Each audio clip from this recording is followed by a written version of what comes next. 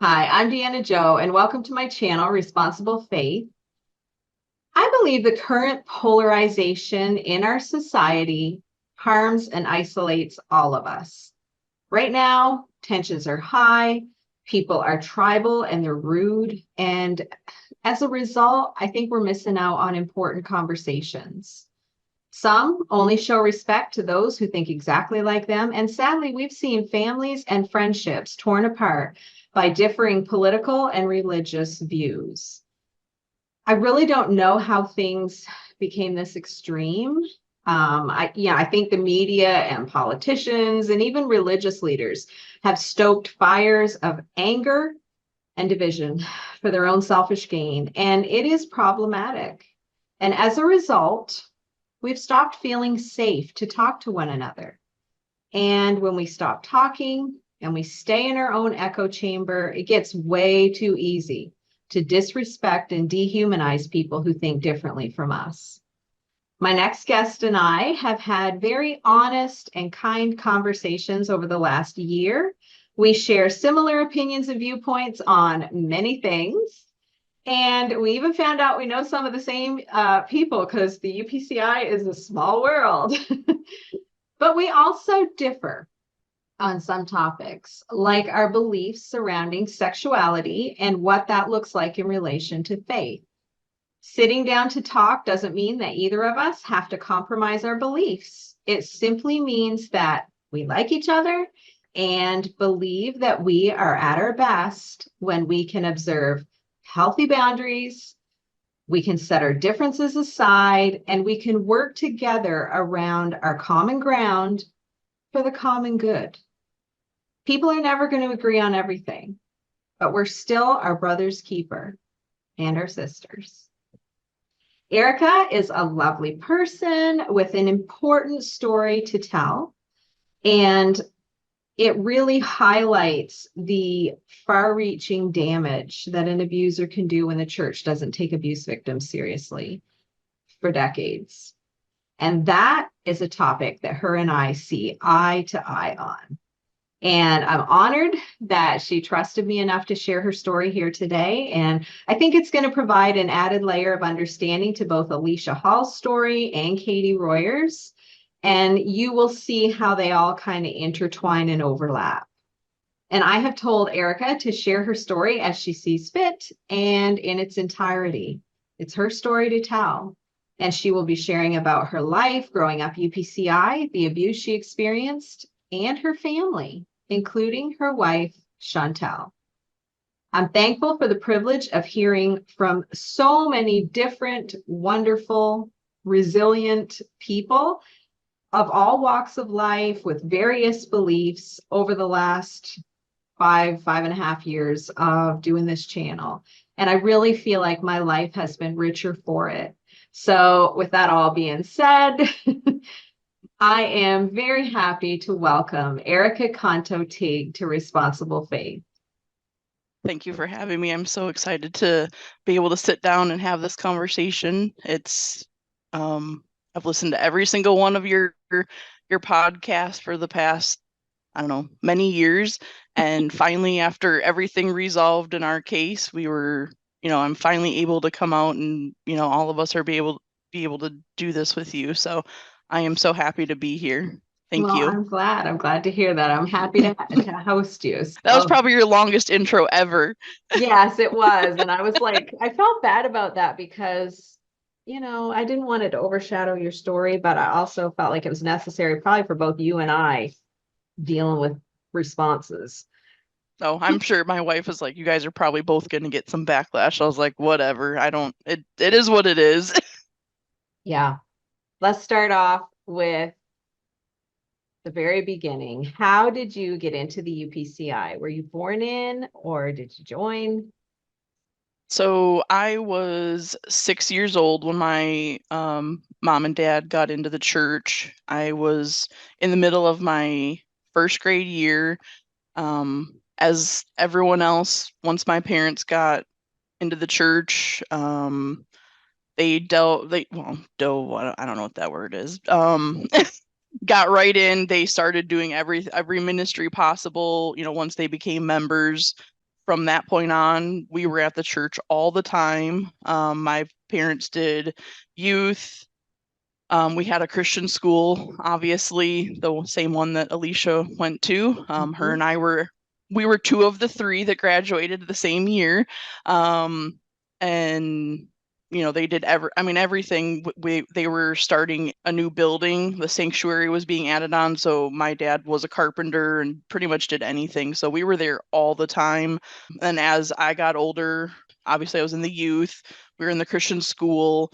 I did Bible quizzing for a short period of time. I wasn't much of a sit down and memorize scriptures type of girl. I was more of an outdoorsy girl. So Yeah, I get that. I did not enjoy sitting down and memorizing scriptures. I still can remember, not being in the church, but for most of my core childhood memories, it was, within the UPCI church. It was just the way of life, because that's pretty much what as a kid, I just do what my mom and dad did, so I didn't really have a choice. So long for the ride. Yeah, it was and it was a nice small town we lived in, so Yeah. has its good and bad sometimes, but Yeah. and it was funny because when we got into the church, we met like all the you get to know all these new people, and we actually found out like Alicia and I are related, and like a lot of the people in the church were cousins That's somehow. so So small town, isn't it? yeah, I grew up in a small town too. so most of the church, like I would say over half of the church, we were related to it somehow, way, I don't know, but yeah, so I gained a lot more family when I moved into the church. So So you mentioned that you were more of an outdoorsy, just going and doing things kind of girl. Talk to me about how the dress standards fit in with that, because that would be a problem. yes, being grew up obviously in northern Wisconsin, cold winters, Mm-hmm. and summer was not as hot as it was now, but when I first started in the church, of course, you're all excited, and you're like, oh, I just want to look like Alicia was literally one of the first people that came up to me. I remember plain as day, she came up to me and she, said, hi, my name's Alicia, and do you want to be friends with me? And we became friends. We were in the same grade all through school. And so I just wanted to, you just at that point you just want to look like everyone else. You want Yeah. to, wear the skirts and that kind of stuff. But as I got older, our school, our Christian school, they did let us play sports, and that's probably what kept me into school and actually enjoyed coming to school, because we had a volleyball team, we did basketball. So I came to school for sports, because otherwise I was not an academic person whatsoever. I hated sitting down in the little cubicle, the little we it was an ACE school, so Okay, yeah. it was very just like you sat in this one spot for the whole school day. You sat down and did your work. So we had like two recesses, and then lunch break, and that was it. And the So whole thing was basically cubicles and modules. Yeah. absolutely. Yeah. So yeah, once I got a little bit older, I wore skirts because obviously that's what you had to wear to church.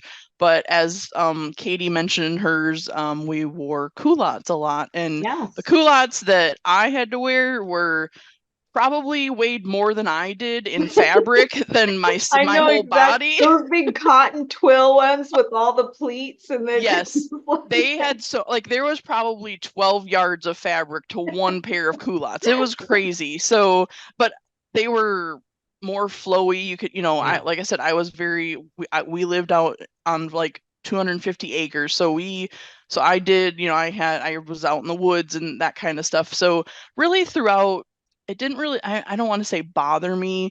I just kind of followed, I wasn't a rule breaker. So it didn't really bother me that way. And Well, your whole culture, like, if your church life was church related and your school life was church related and then your home life was as well, you really weren't exposed to any kind of opposition or anything like that. And so it was just the norm. Everybody was that way. And that's exactly it. Like I didn't have to go to public school, so Yeah. I didn't get like that side of like, oh, she's the skirt girl, or she's the jean skirt person. Yeah. So yeah, everything was very church oriented, school, out of school, I hung out with everyone who was in the church, or it went to school with me, so the circle was very small. Obviously, I did hang out with like cousins outside of the church Yeah. sometimes that were local. But yeah, I didn't really think anything of it. Like I said, and plus for school, we had a uniform that we had to wear, so it wasn't really. Okay. I mean, it was either a navy blue skirt or a khaki skirt. So it was, and a white shirt. So there wasn't really many options. So, Yeah. I mean, and that didn't bother me. Like I said, I was not a girly girl. I did not care for, like, you and Katie talked about sparkly things. And I was like, nope, that was not No. me. I was like, please do not put me in a pink frilly dress. I don't want all that stuff. So, Which goes um, back to our thing where don't put us in a box. People are complex, right? absolutely. Yes. I'm like, just because I'm a girl doesn't mean, that I want to be in a frou-frou dress and, have this big old bow in my hair. I was not that type of girl. I'm sure the pictures you'll throw up, you will see that that was not the case. And That if I was was in not those, it you. was because I was probably made to wear those.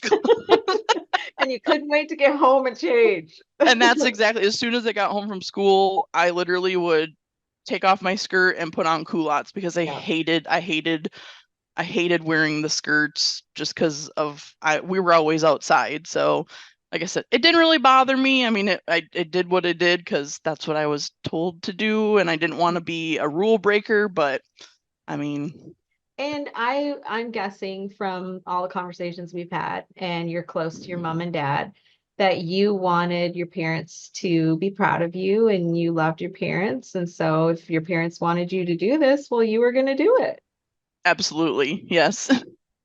So obviously there's good times, bad times, it's there's pros and cons to everything. I mean, in some ways, growing up in the UPC was a tight-knit community and it was helpful in just kind of keeping us out of trouble and sheltering us from, some of the bad things out there in the world that we could have gotten into that would have harmed our lives. But in your case, it didn't shelter you from everything that could hurt you.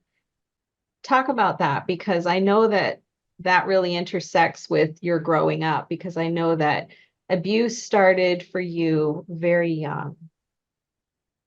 Yeah, so like I stated in the beginning, I was 6 when I got into the church. I was finishing up the first grade.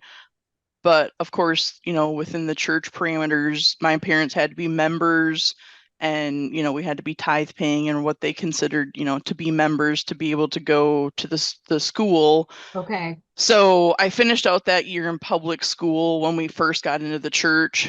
And then that following school year is when I would be able to start going to the Christian school. So yeah, I was 6 when we started, so probably my second grade year. So I did, when I went into the school, I was, like I said, I was not a scholar by any means. I was a little bit behind, like I wasn't very good at reading. So Okay. my teacher when I went into the school was Brenda Hughes. She taught me. I actually did the first grade all over through the ACE program, which, like I said, everything in my life was not terrible. It was, Mhm. um, I I am very grateful for her for that because she did, by the time I finished the first grade and then caught back up to the second grade year, I was at the level where I should be, like, for reading and that kind of stuff. So, Yeah. and I wanted to be very clear, everything, I've listened to all your podcasts. Everything I say is not bad in the UPCI. It's not just Right. the UPCI. Like, I want that to be known because we all have heard the backlash. And I was very, very close to Scott and Brenda Hughes and their family, and that's where it makes my story a little bit more complicated. When we first started in the church, their family was very, very beneficial to my family. And like I said, if it wasn't for Brenda in that way, I probably would, have struggled to read for the rest of my life. Like you said, good, bad times. I had awesome times. I had awesome friends. I was very lucky to have the childhood that I had, but also obviously good, bad, and the ugly. Yeah. They were all in there. The Christian school is where my family intertwined with the Hughes, Scott and Brenda Hughes and their son Travis, and they had a daughter. So like I said before, we were very into the church. My dad was pretty much Scott's like right hand man. My dad was always there. My dad praise sing too.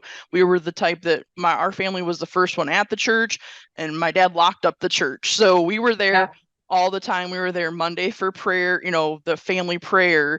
Wednesday was church. Thursday was usually like men's prayer.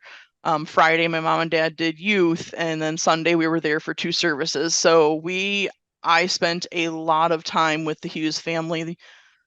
And so obviously, Not to mention school.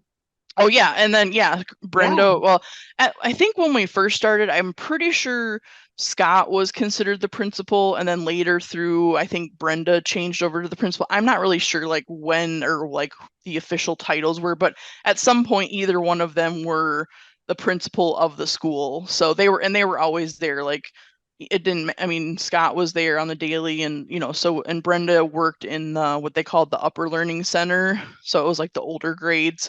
Okay. So she was always there, and if he wasn't there, he was like in his office. So like I said, they were always correlated with the school at some point, either one of them.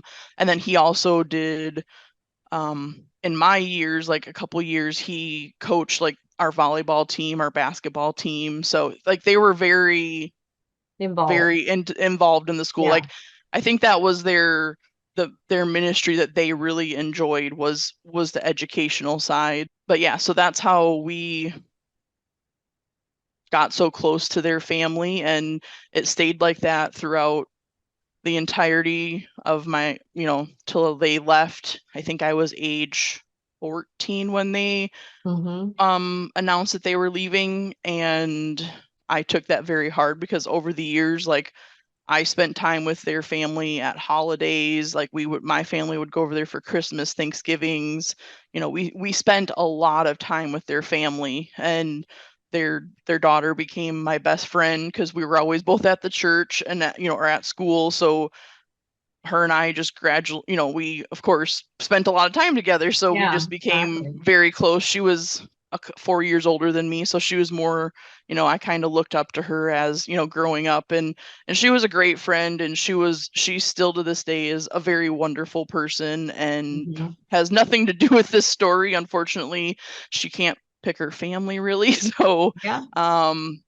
but she's a wonderful person, and but yeah, so that's kind of how, I mean, their family was pretty much my family. So Yeah.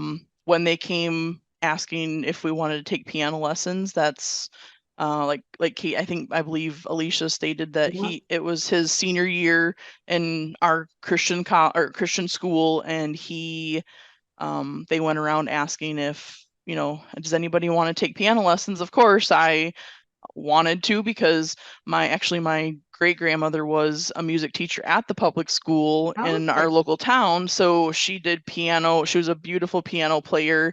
She tried to make my dad play piano, but he absolutely did not want anything to do with it. So I think my dad and mom were kind of excited about it too, because I was interested in doing it because I saw my great grandmother doing it. And so yeah, I was like, yes, I want to. So that's kind of where the story begins there. And that's it started that first year of school, and I signed up for the piano lessons with Travis.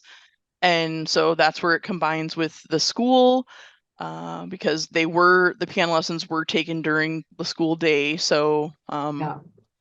all the other ladies asked me this multiple times, like, how did I remember and recall like the exact day that I took it in the times? Because in the statements that we had to write, I remember the day I did mine. It was a Thursday, and my piano lessons were done at the 11 to noon hour. Yeah. And I mean, there's just certain things that I remember clear as day, and obviously there's stuff that I'm like, I don't even like, I think you just push it away, but Yeah. um, You might forget details of things that happened, but you know that when your piano lesson ended, it was lunchtime. yep, Yeah. absolutely. So, like I said, Thursdays, I know that I did the full year or the full school year, so that would have been what, like May to June, I guess, or whenever, or August till May, and it was once a week. But then we were asked if we wanted to go through the summertime, and I honestly don't know if any of the other girls went through the summertime, but I actually signed up to go all the way through the summertime, and then that's when Travis left to go to Gateway. So I did a full year of piano lessons, and because through this Christian school, we did Monday through Thursday at the school, and then Friday we had like what they called homeschool days that you just take your homework home and you did it that day. I distinctly remember my mom watched kids at our house for extra income, and my dad worked. So my mom would have the couple kids that she was watching, and she'd drop me off at the church on a Friday, or I think in the summertime it was a Friday because that was her going to town day to go shopping, which was not just 3 miles down the road. They had to go, it was like 37 miles to Yeah. the That's a grocery small store. town thing. I know exactly what you're talking about. So yeah, and the church was kind of like a quarter of the way to the town. So yeah, she would drop me off, and during the piano lessons it was most of the time just Travis and I, and then other times it would, either his dad would be in the office, or there might be a person or two at the church. But I know for sure the whole summertime I did take piano lessons. And yeah, and that's where I would say probably, as Alicia said, it didn't take very long because obviously I was already very comfortable with Travis. Like, Yeah. we went to his house. I mean, we were around him all the time, church, school, everything. So he was trusted once again by, my mom and dad, and my mom, like, dropping me off with Travis to have a piano lesson. There was like, they didn't think anything of it because they're like, oh, they're, in church, he's the pastor's son, he's at the church. So it is what it is. And there Yeah. was And so just that trust. you were like 7 at the time, and he would have been like 17, 18. He would have been 17 probably when I started. I do know when his birthday, it's in November. So he would have been 17 in August, but then 18 in November. So for more so of the part, he was over 18. There was a couple months Yeah. where he was 17, but he definitely was 18 for the rest of the time. So it started off, like Alicia said, we would walk into the sanctuary. There were the double doors. It was, there was just a short, small hallway in between the sanctuary and like the school area. Um, and I would walk in there. Well, he'd usually come to my desk and say, okay, it's time for lessons. And then we would walk out. And then as soon as you would get into the sanctuary I mean, probably I would say within 3 to 4 weeks is when not not the fullest extent started to Yeah. happen, but like it gradually, like like Alicia said, he would put his hand, behind our rear, or just like a hand on the middle of the back, or, just small stuff to see like what he could get away with without Yep. us saying something. And then obviously it turned in, like she said, the piano bench was big enough for 2 people.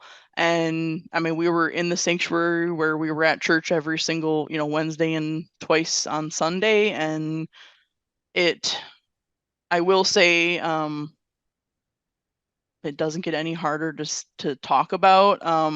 I will say, and obviously the ladies and I have talked, and even when our statements came out in like the legal system, every detail is put in there, but they didn't put exactly which victim we were. But unfortunately, mine was not the easiest one to read. None of Yeah. them are easy to read. Yours was the most And extensive abuse. yes, Yeah. and I think that did have to play with because I did it for the full, through the I summer. did them. Yeah, I was for it was almost a whole year. And I would assume that, once the school year ended, there's less people around, less chance of getting caught. And so he pretty much had full access to you for the summer without Yeah. very much oversight. Yes, and that's what I was gonna say. Probably closer to the end of the school year is when, things progressed a lot more, and then into the summertime because there weren't as many people around. Yeah. It did get drastically worse. I was very, very quiet and shy as a child. I know if people know me now, they would even my wife is like, "What? I could not imagine that." And I'm like, You "I try. promise." She always tells me Erica can make friends with a wooden pole, and I can. And I think that is how my personality has switched because you know, that's just the way, I don't know. But yeah, so like when I was a kid, I was very quiet. I was very meek. I didn't really talk a lot. I was just kind of in my own world. And now obviously, years and years later and through counseling, I'm like, wow, I think that probably had to do with what I went through because I was just trying to like make it through. And I had a lot of shame to myself. And I just felt not guilty, but just a lot of shame of like, oh, if I tell someone, I might get I think I had it more for my like I didn't feel like I would get in trouble, but I felt like, oh, I would, Travis would get in trouble or, I don't really know because people ask questions and you're like, I don't sometimes there's not a clear answer in my head. I don't know, but I do feel like that situation kind of molded me and how to who I am, like, and obviously after counseling and talking through things, and which was not until much later in life, I did not tell a soul until um I was in college, and that's where Katie and my story comes together. We're And the obviously, roommate. yes, and then yes, I am the roommate. um And then obviously in Alicia's story, we did have that one night in a birthday party that where we kind of Oh, just yes. it came out and and Sleepover. like she said, we just talked about it and then like we just went on because of course again in the church that kind of stuff is not talked about, like sex or Mhm. inappropriate touching or all of that stuff is not brought to light to where as a little girl or even preteen or woman, like you don't like we just went along with it because it was the pastor's son. So we talked about it and then it was done. But like I said, after that, when I went to Gateway and that's where Katie and I met, and That yeah, there was that was was Providence, wasn't it? You and her oh been roommates. I told her that we've had conversation upon conversation. I'm like, there must have been some, I mean, everything, I am a firm believer of everything works out for how do I wish I would have said something when I was younger? Yes, because like Katie said, a lot of people wouldn't have had to go through what I did. Unfortunately, the last girl that it happened to after he went from Fond du Lac to Elton, um, I think it was during my Christmas break because I did come back from Gateway, and there was an instance where when I went back that holiday that he was texting me like a lot. And I mean, it was back in the day when text messages were not free. I can tell you that because my dad messaged Yeah. me after I went back and he's like, "Why do you have a $230 texting bill?" And I like freaked out because that was during the time that I was home. And like Katie said, he never did it. It was nothing was ever out in the open. It was all late at night. Sneaky. Yeah, sneaky, very sneaky. He was like texting me, and at that point I was 20, almost 21, but that was after I came back. And I did have guilt during that because there were stuff went on with that, and he once again tried to get me to go to a park with him. And you The know same as you did with Katie. yeah, absolutely. And Yeah. that was after everything that had happened. He actually worked for my parents. They owned an antique store, and then on Tuesday nights they would have open auctions, and he actually worked there. So it was one night after that, and it was just I look back and I'm like, how, obviously now knowing everything that I know, it's like Right. he had a serious problem. Like he still, Oh, like, it was a huge problem. It never stopped. Like it did not stop from the time yeah. I And was, he had an MO. oh, He perfected his craft, we'll call it.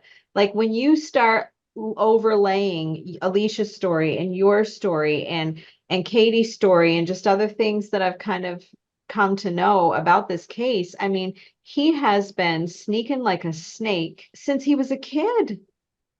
yes, absolutely. And that's where, like, once I found out Katie's story, and like I did know who all took piano lessons. Obviously, we were all very, it was a small group. So, Yeah. but yeah.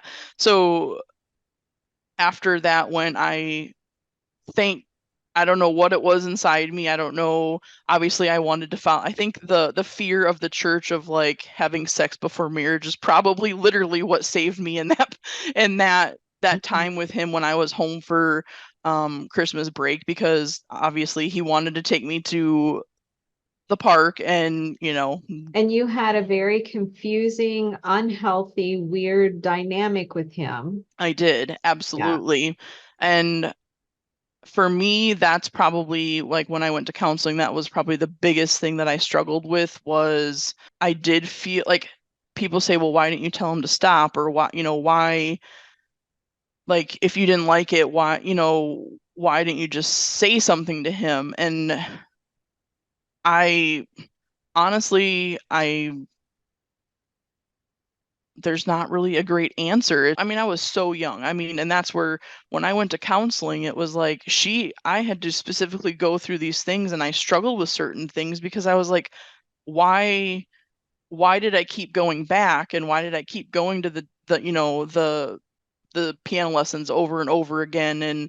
And then obviously he went away to college and he came back, and I struggled with, I don't know what the right wording is, but I wouldn't say a crush on him, but I had Yeah. that, like, I don't know, like that, because there were things that happened that you should not have done when you're 7 or years old. Yes, 100%. And my body shouldn't even know what that is until, I'm way later in Um, life. So that was probably the biggest thing that I struggled with when I went to counseling, was why did I have, I'm going to use the word infatuation, but that's probably not the right word.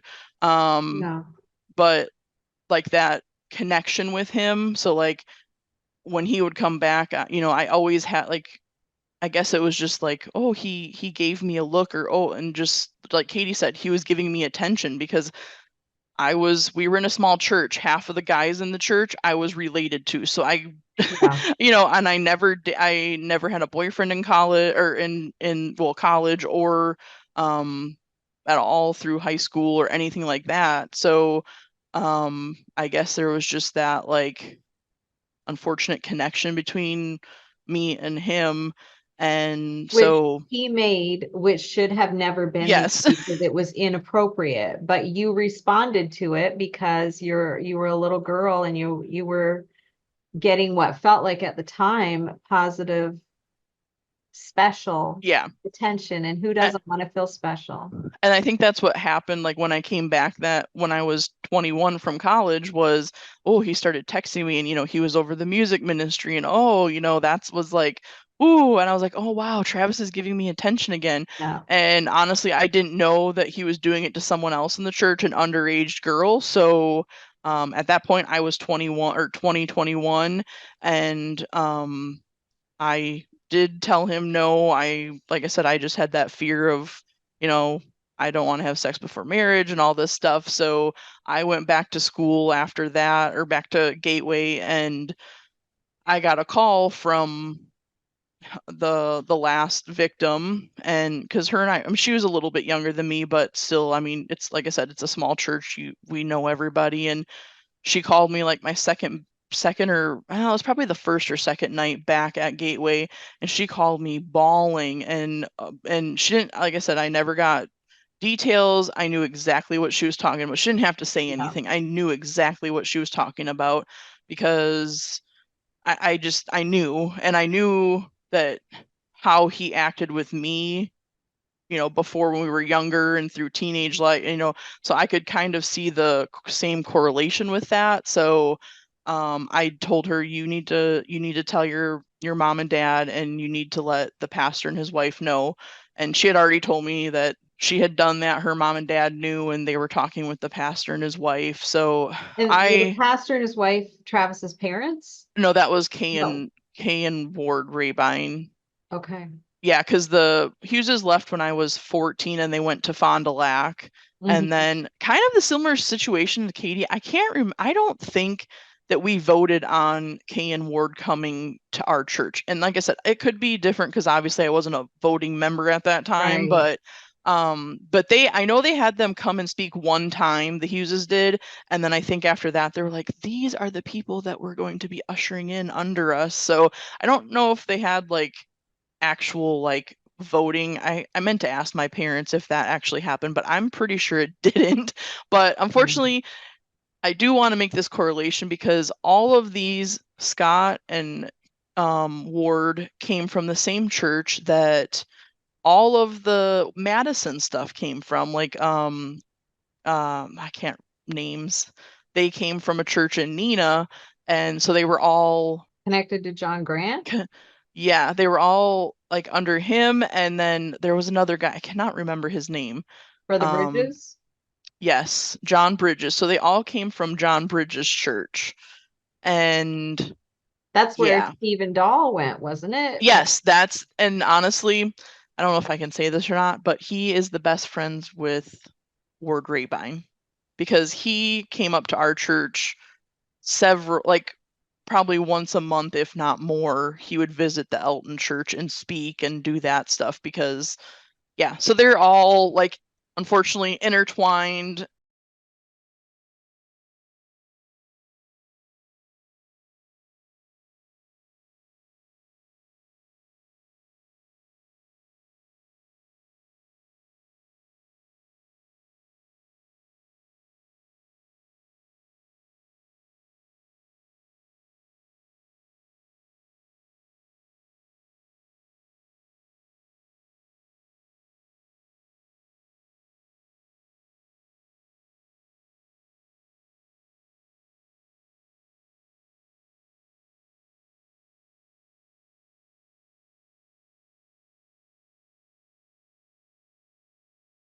So that's why I guess like the Madison story like was so strong to me because I was like, wow. And then Yeah. all these names started coming. I was like, he used to come to our church and speak Yeah. like on a monthly basis. And, I knew where all of them came from. So it was just, unfortunately, I don't, it's one big Mess. mess. Yes, It's a big absolutely. mess. Yeah. Yeah. So With a I, lot of different ministers involved who made space for one another and one another's sons and one another's problem little pet guys coming up in the church that they wanted to put in ministry. They just, I don't know.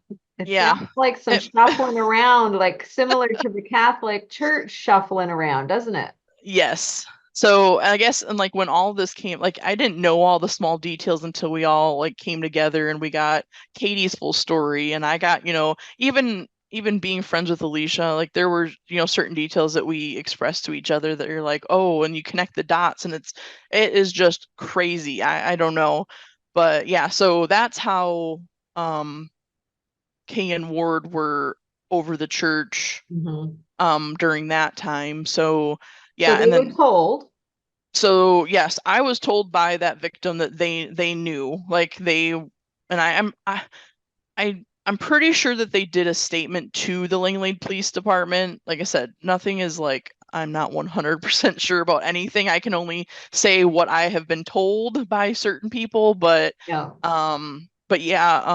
so yeah, that was from when she called me.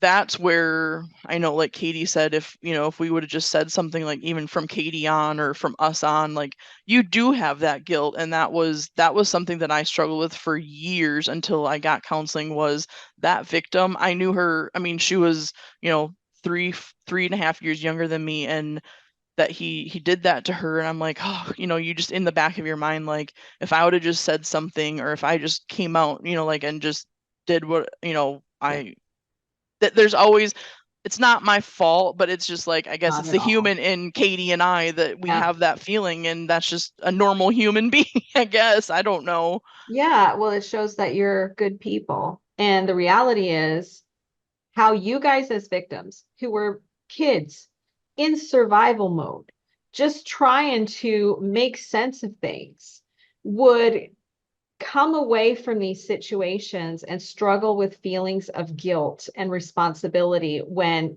it was not yours, even though as an adult you logically know it wasn't, but you still feel those feelings.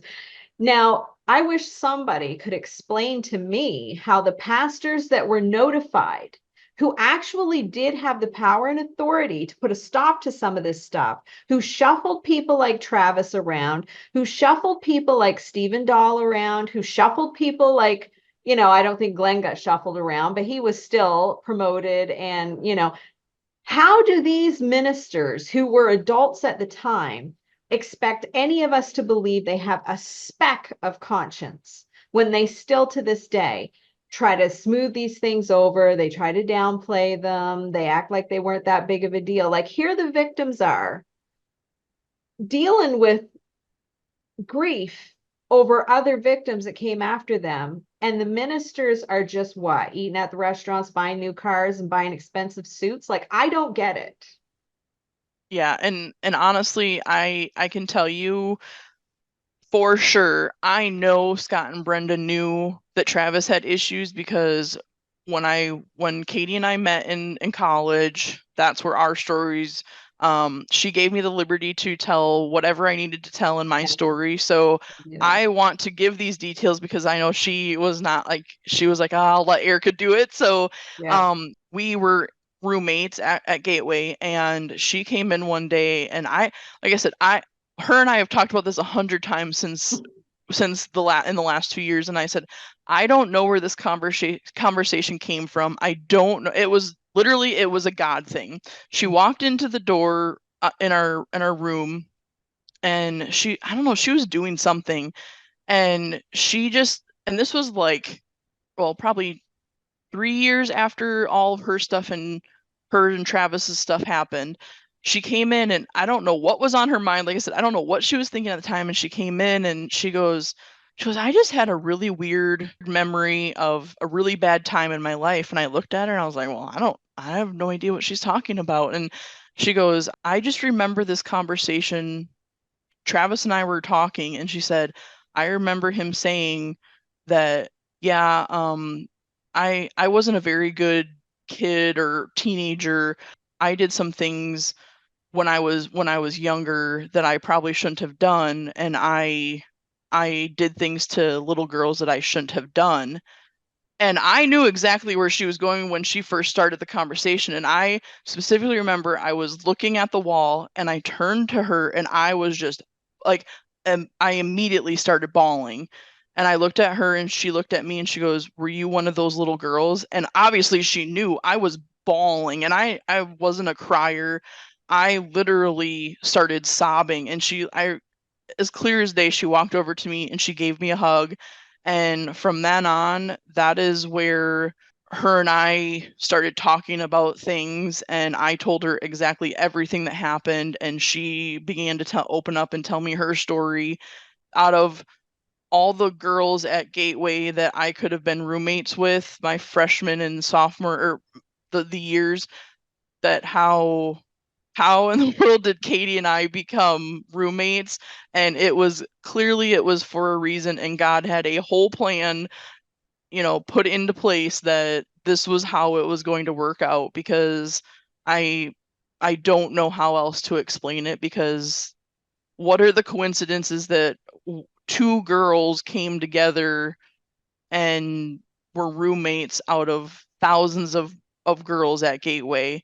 And so that is how I started to finally realize, like, oh my goodness, what happened to me when I was 6 and 7 years old was not right, and I didn't do anything wrong. And that is that Travis was in the wrong. And I didn't, like Katie said, I didn't even know what sexual abuse was. I didn't know any of those terms. I had no idea what any of that meant. Like I just didn't, because you're in this group and you're supposed to be safe. And if you keep your kids in the church and, you don't, you're supposed to be safe and, live happy life. Well, so when that started, there was actually another mentor, as in my victim statement that I put in there, that I met at Gateway, and I am very grateful to her because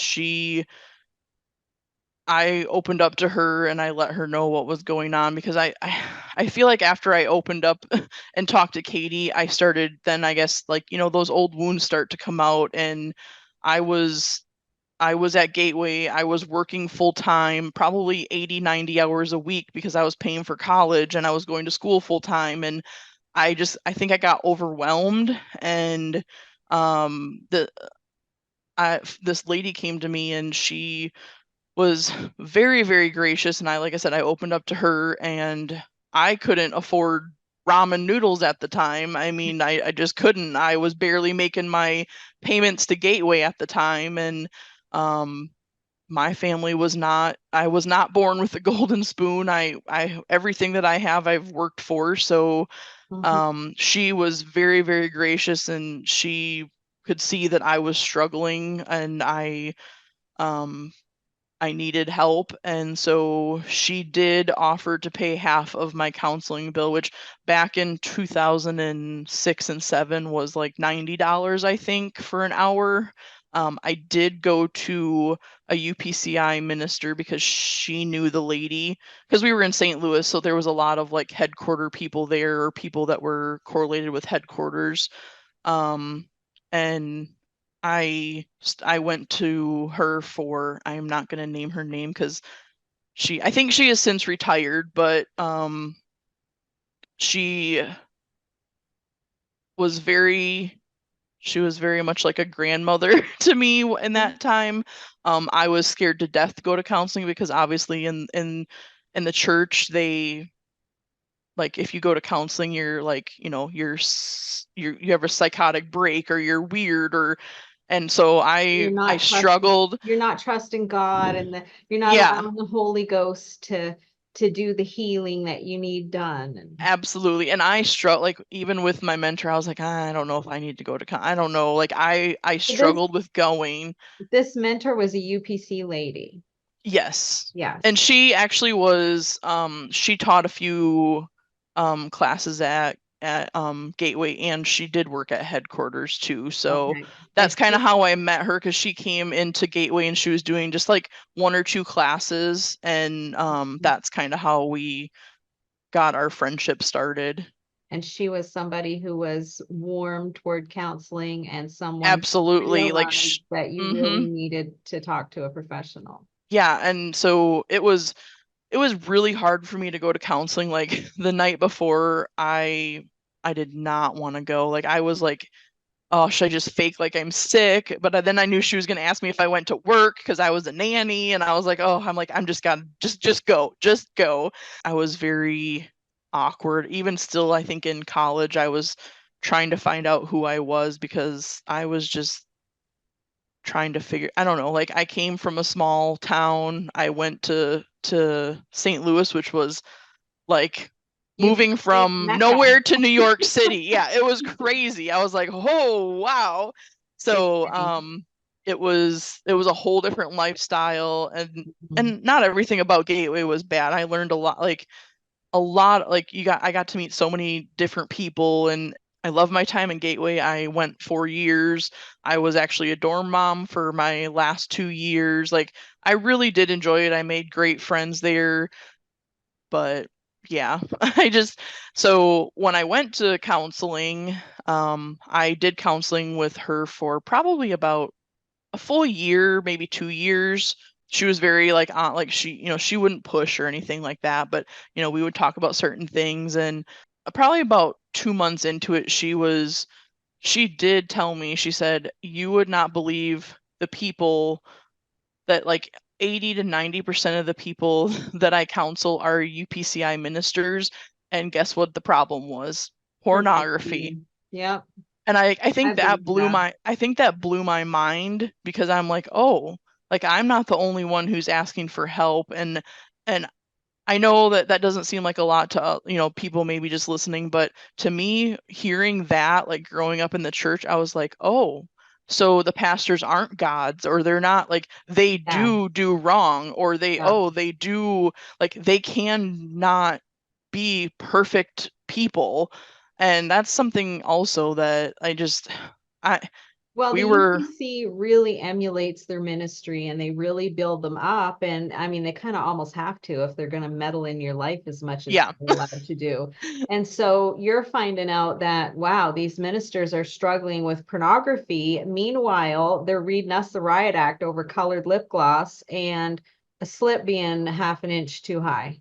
yes, absolutely. So I think that was like a huge, like, eye-opening. Like I said, Yeah. going to college was very eye-opening to me. So during that time, like that first year of counseling, she really, really encouraged me to tell my parents. But obviously, she's like, it's your choice. I'm not pushing you to do it. And then also, I nannied for a family in Wisconsin when I was in. I worked all through high school, which like I said, once we found out, she was like, oh, I'm related to this person. I'm like, oh, that's my grandfather. And she's like, oh, really? So like we actually were like second cousins, the lady that I was nannying for. So she was my mentor a lot when I was at home in Wisconsin, like trying to figure out like what I wanted to do with my life. I knew that, I think I had told you before, when I was younger, that I knew that I did not want to stay in the small town. And Yeah. does it have to do with my what happened? I do think that is a part of it. Because Travis did leave and come back so many times, and it was just back and forth, back and forth. So I didn't know what I wanted to do with my life. I went to Gateway. I had no clue. I just signed up for biblical studies, went there, did it, and then I actually ended up in Christian education, but with the help of that lady, because I did not want to tell my parents by myself. And I actually did Oh, that when I came back for spring break, I believe. And I had told the lady, I was like, okay, I'm going to tell my mom and dad. I'm like, but I do not want to tell them by myself. I said, I want you to be there. And so she was fine with it. So I did tell them, and my dad's reaction was exactly how I expected it to be. He pretty much wanted to, because at that time when I told them, Travis was working for my mom and dad at the auction house, and he was still in music ministry. So he immediately called Ward and said, this is what happened, and what are we going to do about it? And my mom and dad did go to the police station and they filed a report. But they asked me, like, what do you want to do, like, for the whole Travis portion? And at that time I was running thin. I was working full time. I was, going to school. I was like, I do not have the energy, or I wasn't in the right spot yeah. to press charges. I wasn't. And um Anigo did send me paperwork to like write down my statement. I held those papers for probably 6 years in a drawer. I could not do it. And I think my relationship with his sister had a lot to do with that, because I was still very close to her. We lived together during the summers, because there was like four of us girls that would rent an apartment when we were nannying over the summer when we stayed in St. Louis. And so she was still in my life up, in that point. So I did not. Do you think that holds a lot of sexual abuse victims back from reporting? It's not so much that they don't want to get the person who abused them in trouble, but it's always complicated. There's always like friends and family members and stuff involved, and they hesitate to hurt and to possibly jeopardize relationships with those people by telling. And I know, and for sure in my situation, because my mom, the first question she asked was, why didn't, like, what held, like, because I didn't have any reason to not, like, I was very, like, I didn't have a curfew. My mom and dad, like they were I didn't break rules. As soon as school was done, I came home and did my homework. I was a very rule following teenager. And even mom said, she goes, we never had any problems with you. Like, yeah, did I talk back? Yeah, absolutely. But, like other than that, like I didn't break the rules. I didn't do that kind of stuff. So she's like, we always had open, conversations, and Yeah, you were I close. was very close with my mom and dad. I'm an only child, Me so too. so her question to me was, well, why did you feel like you couldn't come to Yeah, us and tell us? And honestly, the only thing I could say is because we were so close to the Hugheses, it's not that I didn't feel like she would believe me, because I absolutely thought they would believe yeah, me, because I never lied to them, or never, I was very open, I was honest with them. I just said I didn't want you to pick Travis and the Hugheses over me, because that's how high of regards we had for their family. Like yeah, they were everything. When they left, I cried for 3 days, because they were leaving, they were leaving, and that's the only pastor I ever knew. So, and obviously the relationship with his sister was my hardest part too. But yeah, so I finally did tell them, and I went back to Gateway. Like I said, my parents were awesome. They, were like, if if there's a time that you want to write this, just let us know. Like we'll do whatever it takes. Well, then after that, they reached out to Scott and Brenda and said, hey, we know that this, and this happened. I didn't Let's just be honest. I did not give my mom and dad exact details. They still to this yeah, day don't know the exact details, because I don't want my mom and dad to have to, they have enough guilt on their side anyway, like that they shouldn't have anyway, but their parents. It's going to be there. So they reached out to Scott and Brenda and were like, we need to have a conversation about this. Like, what, obviously my mom and dad had their own parent questions that I didn't know anything about. And honestly, for probably 2 or 3 years later, I didn't even know they actually did this. But they actually went out to eat with Scott and Brenda at a Pizza Hut. They met because they were, at that time, the Hugheses were in Fond du Lac and my mom and dad were in Elton. So they met somewhere and they had conversations, and my parents were asking them, like, did you know about Travis? Like what? And they pretty much just told my mom and dad that he was given pornography when he was younger, and that's all they knew about the pornography situation. And then that he did struggle with certain things, which like I said, my mom, because I had asked her, like, when this all came back 2 years ago is when I was asking her like more detailed questions, and she was like, yeah, we asked them questions and stuff like that. And so them saying that they didn't know, I know that's 100% a lie, because they talked to my parents. And then that week when I was there, before I left, my mom and dad had one more auction, and they made, well, I don't know if it was Ward or Scott and Brenda, they made Travis come up to me and apologize, pretty much like what he did to Alicia. Oh, I'm sorry that happened. And I remember it. I could tell you that exactly where I was happened. standing.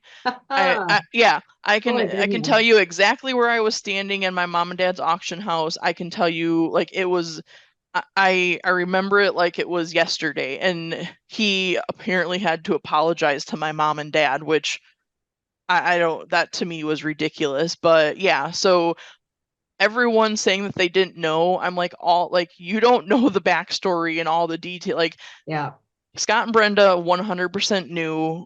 Ward and Kay didn't know when he came to Elton, but clearly there were several times that they knew. But yet he was never taken off the platform. even after Um, your parents found out and told them. yep, he still was the music minister. He was giving piano lessons. Nothing happened. Nothing. And what were their names again? Kay and Ward Rabine. Rabine. Okay. Yeah.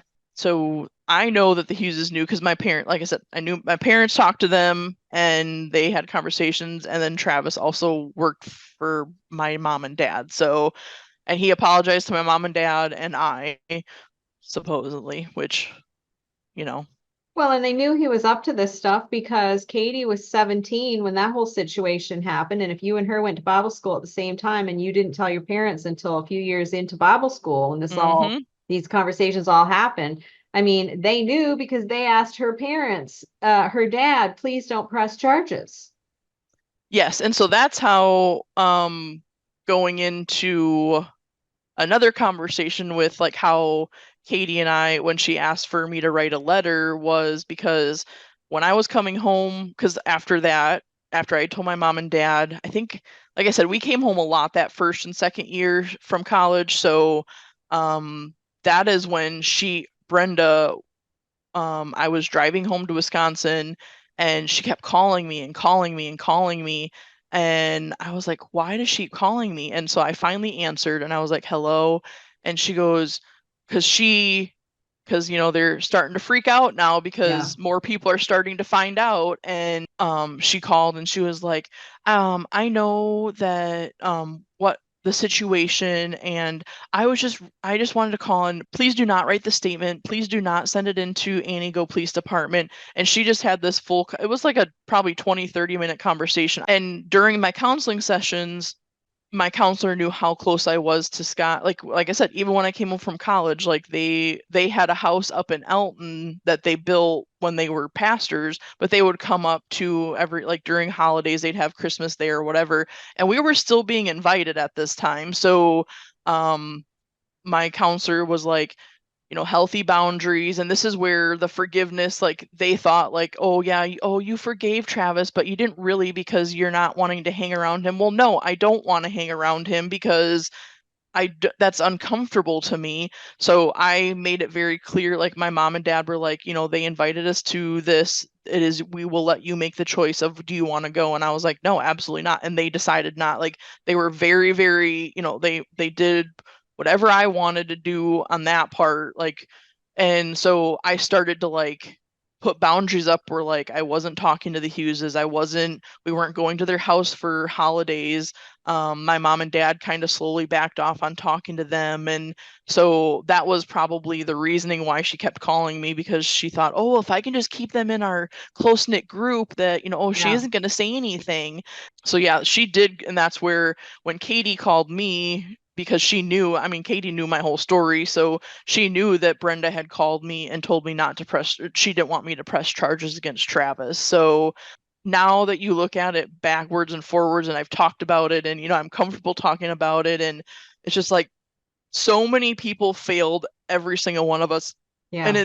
it's sad. And honestly, out of all of this, I do believe that Brenda and Scott are probably the worst part of the story in my book now. I mean, I literally in the last 2 years have had to completely switch my thoughts and my feelings because I had such love and high respect for these people. And especially when the Scott thing came out, and I was like, that was probably more in my head. I was like, oh, like it twisted my whole childhood. Like Right.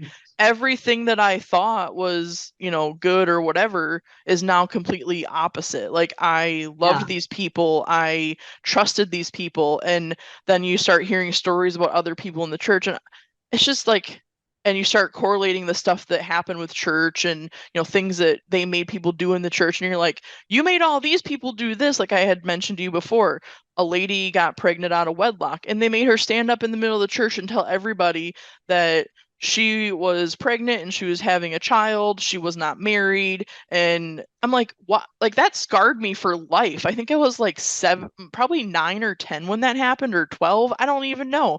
But I'm like, why do you have to stand up in front of church? Like, and they did that on multiple occasions. It wasn't just that lady, it was like for weird stuff. If two people had sex before marriage, they made them stand up in front of the church and say, like giving out their sins to the whole church. I just like And I mean, that kind of stuff. not to excuse sex before marriage, but like in a Absolutely, lot of yeah. these cases, it would have been a boyfriend and girlfriend who loved each other, who were planning to get married. Probably some of them did end up getting married, and they They made did. families together, and they were consenting adults, and they loved each other and got a little too friendly, because that's sometimes what happens.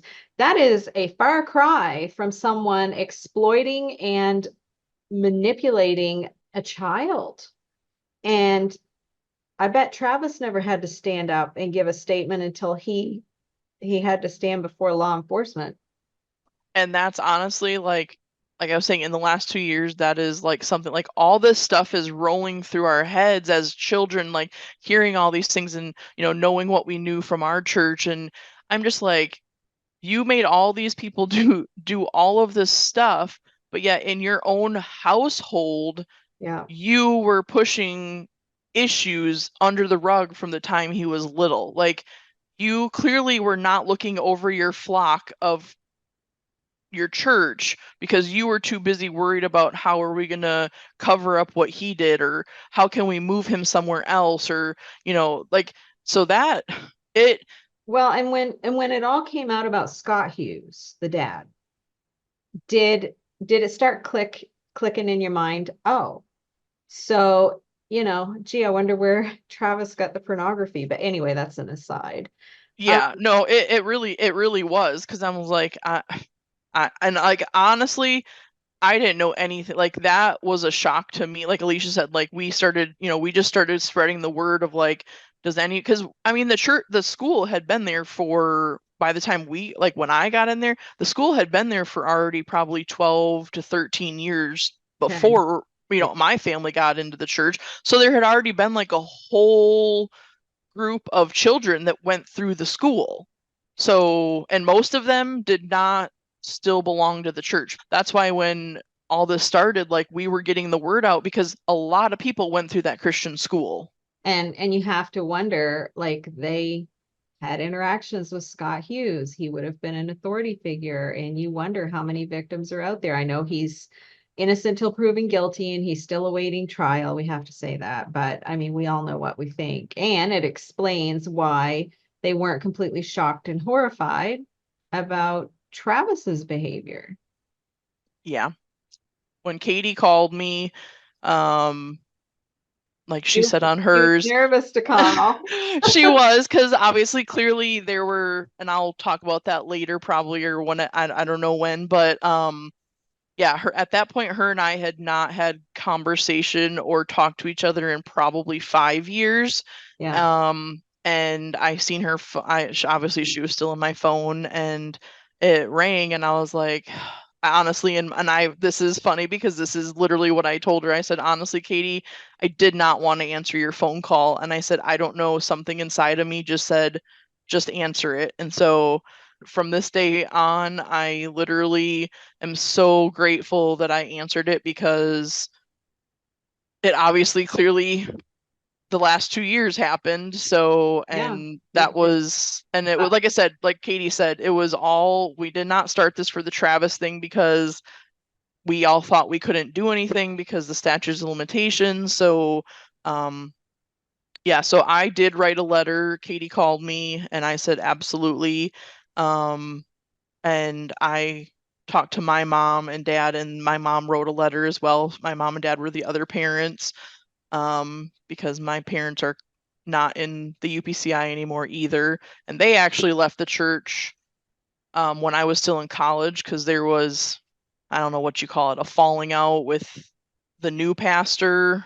I mean, he wasn't new anymore, but they had left before, like, I don't even know, like 3 years into my 2 years. I don't even know how long they've been out, but they actually, a lot, probably about 20 or 30 of them left the church, which is a lot for a small yeah, town church. I would say. Um, so yeah, so um, and then we, like I said, we wrote our letters to James Booker, and it just kind of moved from there. Like Katie said, it moved really fast. Well, and this was to get, so Travis had already lost his license. We talked about Yeah. that in Katie's interview. He had gone with the pastor's married daughter in Maine, was it not?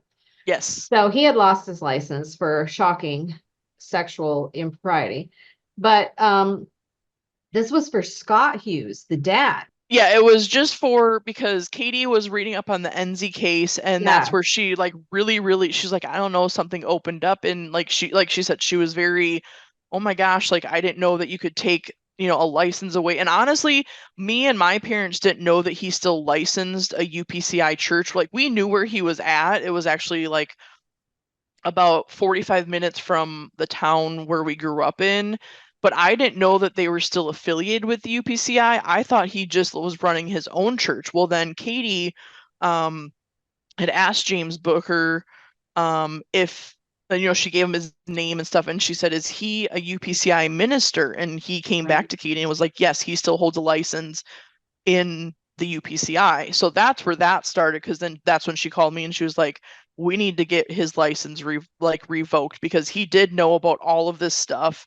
And so yeah, that's where that That's how started. it started. Yeah. Yeah. And then after the fact was when it came out that he had victims himself.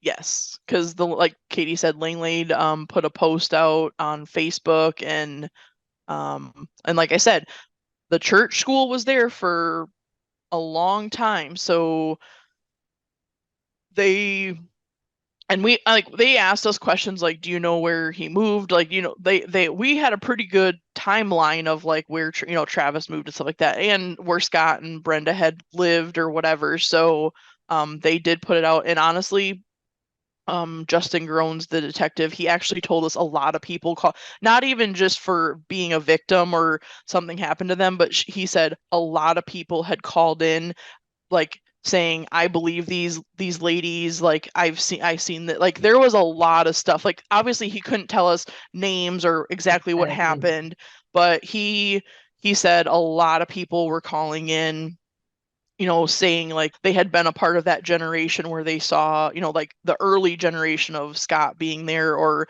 even just if like they went to school with Travis, so they seen, it was, unfortunately, small towns can be helpful. Sometimes Yeah. small towns cannot be helpful. So that helped our case. And obviously it wasn't even just in our local vicinity. Um which I know you and I have, through people, I've actually found a lot of people from the main church, and um him saying that he didn't do anything after he went to that sex rehabilitation place is, we all know, is not true, because I know personally two people who have come to me and said, things had happened after he got back. But unfortunately, in the state of Maine, the one lady, um, the statute of limitations are up, so she cannot do anything, unfortunately. So him sitting there, like Katie said, in court saying he was all reformed and all this perfect person, we all know that's a straight lie, because I personally have people and have heard their, stories saying that stuff was done after he got back from that. So, and that's why I think all of us are, I mean, not that I ever want to take somebody's father away from them, or husband or son, but I don't want him to ever be able to do anything else to anyone else. I think Yeah. he Well, had, it's not the people reporting him that are taking him away from his family. He did that. yeah. And so I 100% within my heart, like, I don't have children, but I was a nanny for 17 years, and I I know it's sad to take, that those his children will not have a father, will be there, but honestly, and Katie and I have talked about this a lot, I would rather them not be around Yeah. anyone, That's what I and was. I'd rather them just be, not in that place where something, I'm not saying would happen, but could happen. And I will never, never, ever feel bad for that, because if this whole thing was done to save his children, then I would do it 1,000 times over again. Like I don't, it would not bother me to go through the last 2 years, which was not the funnest time in life. Oh, for um, sure. but yeah, but like I said, up until, like, I feel like Katie and I had we had been through counseling, and and Alicia too. We had all been through counseling, but the other three ladies, some of them had to actually tell their parent, like they had not even told their family members or anything like that. So it was like a whole new, ripping the band-aids off once again. And they did tell us when we went to Langlade and, Justin Groans, and they're like, if your family members do not know about this, you will want to tell them because it's going to go live. And of course, it's a small town. There's nothing else there's no other news. Like it blew up in the town next to it, which was Wausau, and then Antigo was actually where we were at the courthouse. So a lot of them had to then tell their family, which they had never told before. So it was a lot at once for some. It was a lot. So yeah. I mean, everyone's in their own healing journey. Like, I felt very, like I said, I was very open. It didn't bother me to answer questions. Like I was already like I had healed and, like kind of moved from that part of my life and but yeah, I felt very bad for the people, like the ladies that had to, tell their family, and it's not a fun thing. I remember telling my parents it's one of the scariest things besides the other part of my life that we'll talk about. That was probably one of the scariest things that I've ever had to do, talking to my parents, was telling them that, because I did not know how my dad would react, and I didn't want my dad to end up in jail. So killing Travis Hughes. Oh, yeah. Yeah, I was like, please, Dad, just stay here. Don't know. Like he was like ready to go. Like my dad is he's very outgoing. I'm very much like him. We're very funny. We're very outgoing, but he also has that side of like, you mess with my daughter or family and watch out, which you should. But yeah.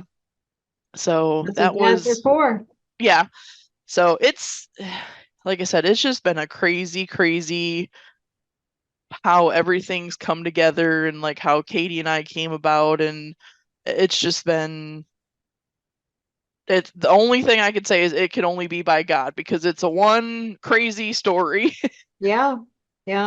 And so Travis, once he saw that they were going to allow testimony to crisscross in the two counties, he knew he was pretty much done for. So he took a plea deal, he pleaded guilty, and he got charged on like almost all the counts, was it? Yeah, I'm like Katie. I was so nervous to do my victim impact statement, like read it out loud. I hate reading out loud. The rest of the part of court was nothing. Like I was fine. Like even seeing Travis, I was like, whatever. Like because they let us do all virtual, because obviously I'm in Florida now. I live in Florida. A couple of the other ladies live out of state. 3 of them lived in the same town, but I'm like, I am not, like, we had like, it felt like 2 million court dates. So I'm like, there's no way we could fly, but they obviously, with COVID and stuff, they let us do virtual. So all of us were at every single, it didn't matter if it was for bond, it didn't matter if it was for a motion, like we all were there at every single one. And I think that showed them, like, we're not messing around. Like this is not a joke. Like we are here. We are not the little girls that you once knew. We are women, and we are going to do what we need to do to get this done. And you're standing together. Yeah, and absolutely. Like Katie said, it was awesome to have all of us together. I don't know, it would be scary to have to do something like that by yourself. That's why people don't come forward, because it is scary. They don't make it easy for the victims, I can tell you that. So it's a very scary process. I've heard people say, all this false reporting. If you have ever seen how the whole situation plays out, what they put everyone through, nobody's doing this for fun. Yeah. And for the 2 years that we obviously were through this, we could not comment on anything. So like when they put it out on the Langlade Facebook, like just seeing some of the stuff that people put on there. Oh, this guy is a wonderful guy and he pays his tax. I'm like, anybody can be good and pay taxes and be an upstanding citizen, but you If can you don't still pay your do, taxes, you get in trouble. yeah, So, you can still do bad things. And it's yeah. like, and we did, like, they just told us, like, anything you say can be brought up in court. Like, any Yeah. social media is good, and social media can, so we really just were like, we're not saying anything. Like, we would put a thumbs up if people were like, oh yeah, like, after he got, his bond was denied a couple times and stuff like that, we, you put a thumbs up or whatever, but none of us commented on anything. So we couldn't, nobody, I mean, besides the people like that we told, and obviously some of the people knew who the victims were, but up until,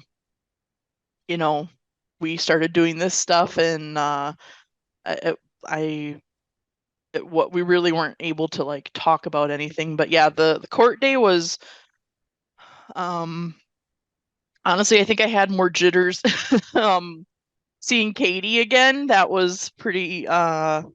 I was very nervous. So first off, we'll say Travis got 25 years. That was part of the plea deal. And he is no more reformed and no less a snake than he ever was, because instead of just taking his 25 years, which he should have got way more than that, he is right now nitpicking, and he is appealing certain aspects of it. And so anyway, don't that could be a whole video of me just ranting and raving like a lunatic about what a person does that when they know how much they've hurt and damaged people. But whatever. Setting that aside, let's talk about the you and Katie thing, because you said you were just as nervous to see her as you were. So you traveled to Wisconsin for this court date. Yes. This was the final. So you see Katie. Why? Katie told me, she's like, just ask her. I don't mind if she tells. I'm going to tell her to tell. I don't mind.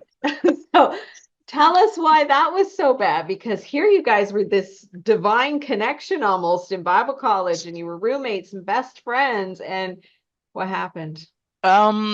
Yeah, so obviously Katie had like her first daughter, Auburn, and I was still in college then, so I would go out and see her, and like I was Auntie Erica, and I mean I would go out and visit them. They lived in Georgia at that time. So I mean her and I were like, we were like sisters, like a sister Yeah. that I never had. So obviously after I got out of Gateway, I stayed in St. Louis, and I continued to be a nanny, and I got a roommate because obviously you can't ever afford coming out of Bible college Yeah. um, to live on your own. And so I found another lady who was looking for a roommate because I couldn't afford to stay there, and I really did not want to go back to Wisconsin. So we were roommates, and that roommate became my wife. But so yeah, so we actually lived together for almost, I guess it would have been like 6 or 7 years without anybody knowing that we were together. We hid it, not even my mom and dad, her mom and dad. We were just roommates. So So she has a UPC background as well. she does. Yeah. She's like sixth generation or Oh, something. wow. I don't know how far, but it's deep. Um, and so we were just roommates. She nannied, I nannied. We were just like splitting the bills, and she was just my roommate. And like I had said before, up until this point, I had never had a relation. I didn't have any relationships in high school. I never had a boyfriend. I never had a girlfriend neither, obviously, at all. It was kind of the person I was like, if I'm gonna be single, it wouldn't bother me. Like I didn't Mhm. care. So we were together for a long time before anybody knew. Well, then finally, Chantel, obviously, she struggled a lot with the church side, and like, not really.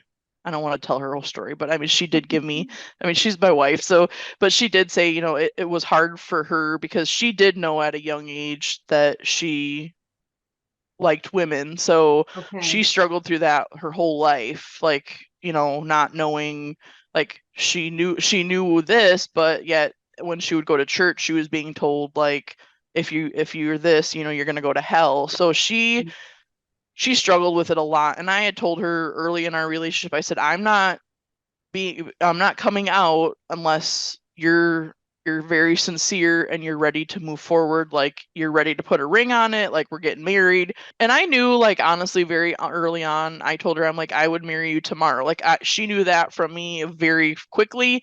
Mhm. But like, yeah, there would be times where we're like, oh yeah, we're in a relationship, and then we would go to church and hear a sermon, and she'd be like, oh, we can't be in a relationship, and then we'd just like be friends. And it's like that, I hate that for her, because I knew, like, once I left Gateway, I mean, we still went to church. We still went to a UPC church.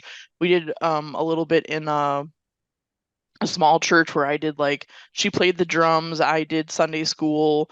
We had to drive like an hour to it, but so it was just like that constant battle for her. And I think that a lot of people have that. It's just, they're like, this is what I was taught, but yet this, I don't feel like what I'm doing is wrong. Like, and I don't know how to explain it. And so anyway, she did get to the point where I don't know what happened. I still ask her to this day, and she's like, I just, she's like, I did like, I just felt like, it was just time. So she did proposed to me, and like I said, we told her family. I told my mom and dad, which honestly wasn't, like I said, it was hard, but I did it on the we were, I was in St. Louis, so I just called my mom, and I was like, I'm an only child, they're gonna have to love me, right?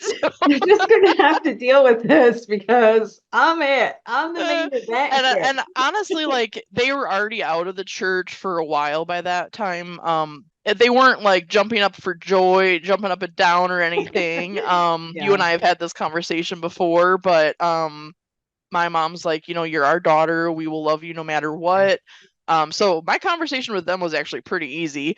But Do you then think they kind of knew? Like that's what I always have to wonder. Like by the time you get to the point where you're like, okay, we're just gonna come out with this, we're gonna tell.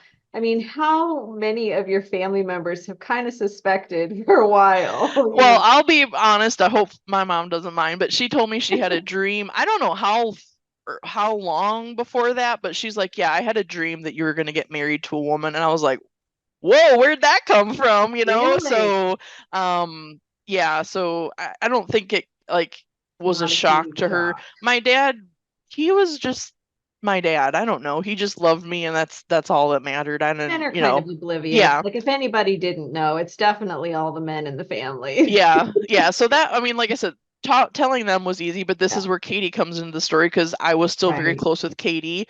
I was excited, and and Chantel actually had come with me to visit Katie and Clint in Georgia, probably like the prior summer before that. And but that was Um, just as your roommate. yeah, Yes. absolutely. So, I called her, and of course, I didn't expect like rainbows and butterflies once again, Right, because right. You I'm not knew yeah, beliefs, you I know. knew I knew where she stood, but I just didn't expect the reaction that was gonna be given. So I called her and I just let her know. I said, "Hey, I just want to let you know I'm gonna be getting married. Chantel asked me to marry her."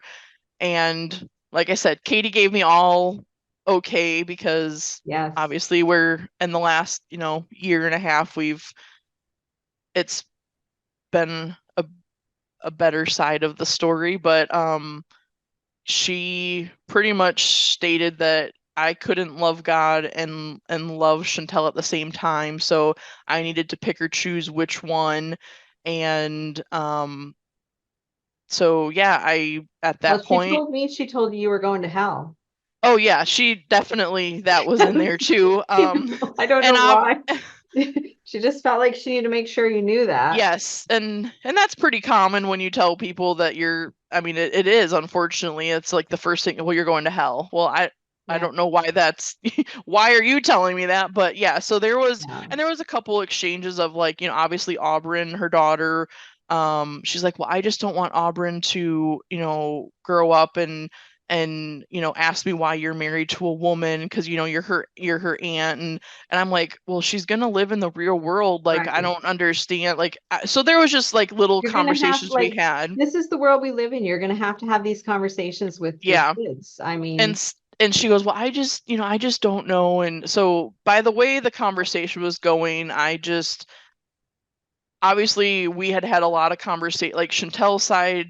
didn't take it extremely well. So at this point, we were just trying to fight for life at this point. So I was like, you know what? I'm like, I absolutely loved Katie. I loved, her kids. I loved Clint.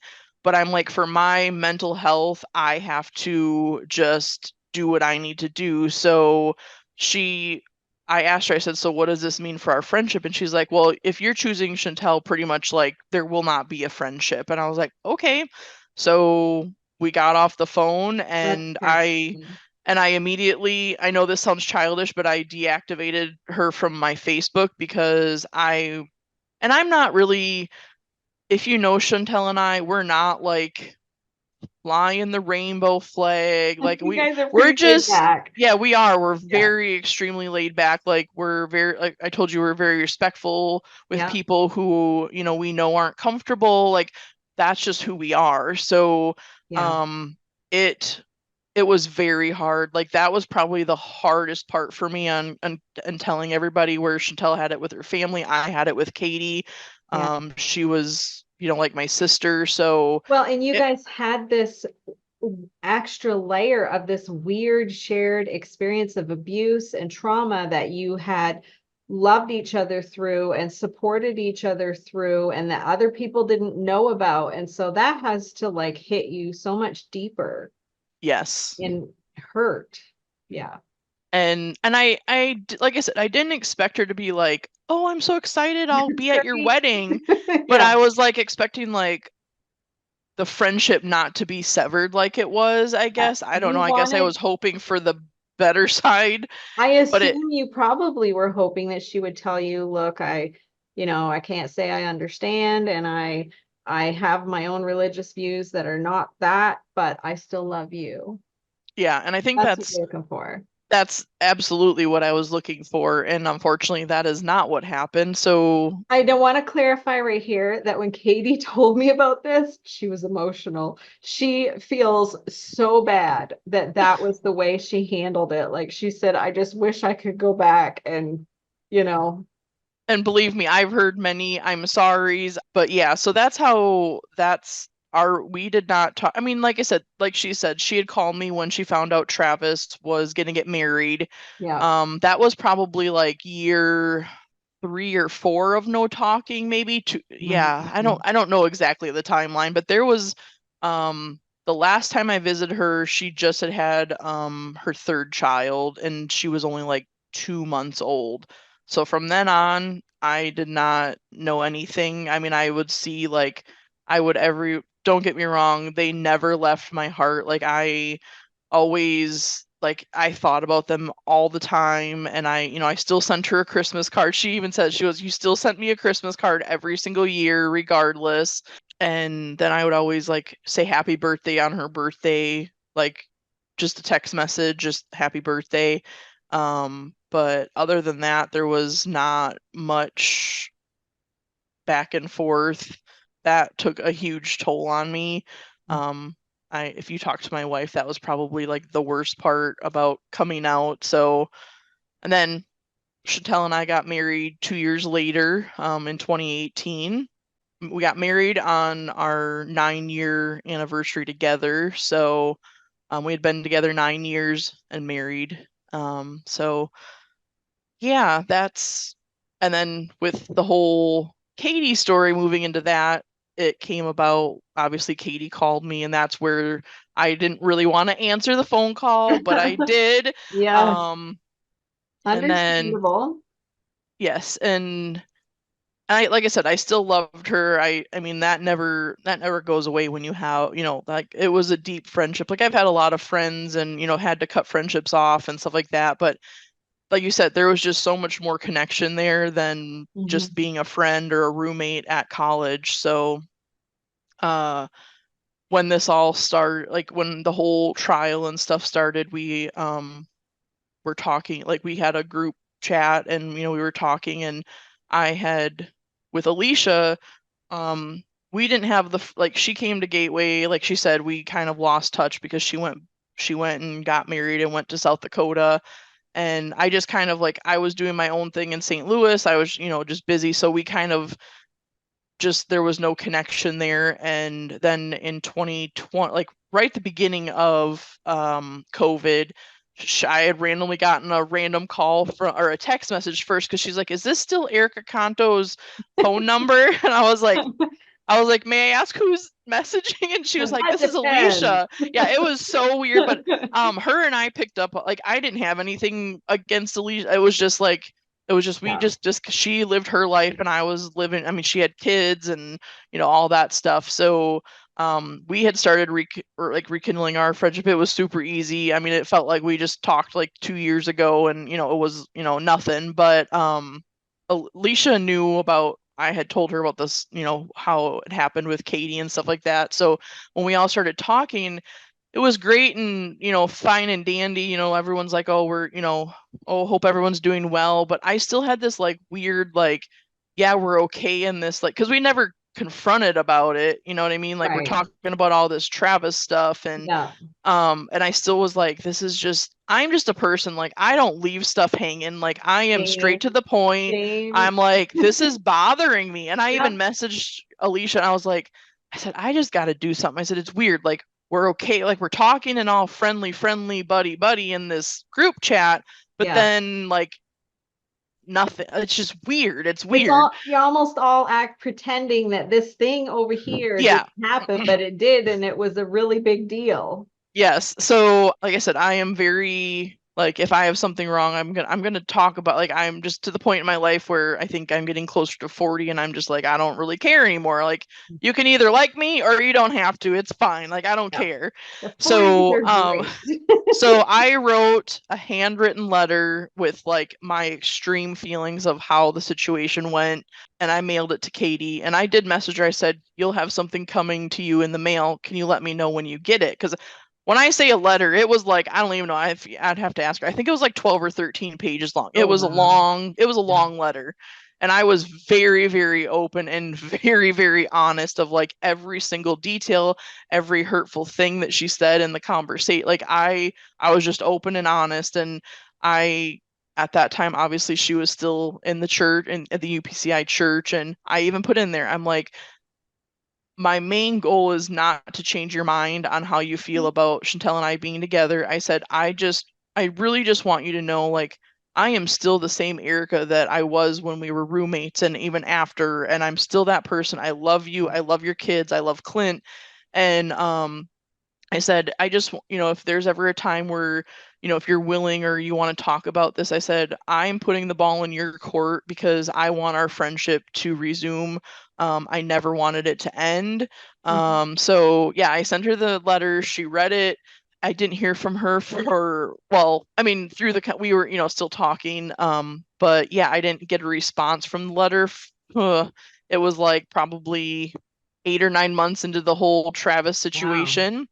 And then finally one day she's like, "Oh my gosh." She's like, "I was cleaning out my closet and I reread this letter because obviously it had very sentimental things in it. So she like put it in her closet. She has 4 kids. So Yeah. um she goes, "I reread it and I realized that I didn't respond to you and I feel terrible about it." She's like, "This was like 8 months ago." And she goes, "And at this point, they were out of the UPCI church." So she messaged me. She's like, "Hey," she goes, "I do want to talk to you about this. Just let me know when a good time is or whatever." And I was like, "Okay." So my wife actually went to St. Louis for Mother's Day in May, this last May in 2024. And I had let Katie know. I said, "Well, because I knew it was going to be a very long conversation that we were going to Yeah. have." So we had a conversation, and like I said, like you said, she was super emotional. She literally just kept crying and saying, "I am so sorry for how I treated you. Um, I I am so sorry I said those hateful things to you. Like I know over the past year and a half you are the same person. You still are very loving, generous, kind."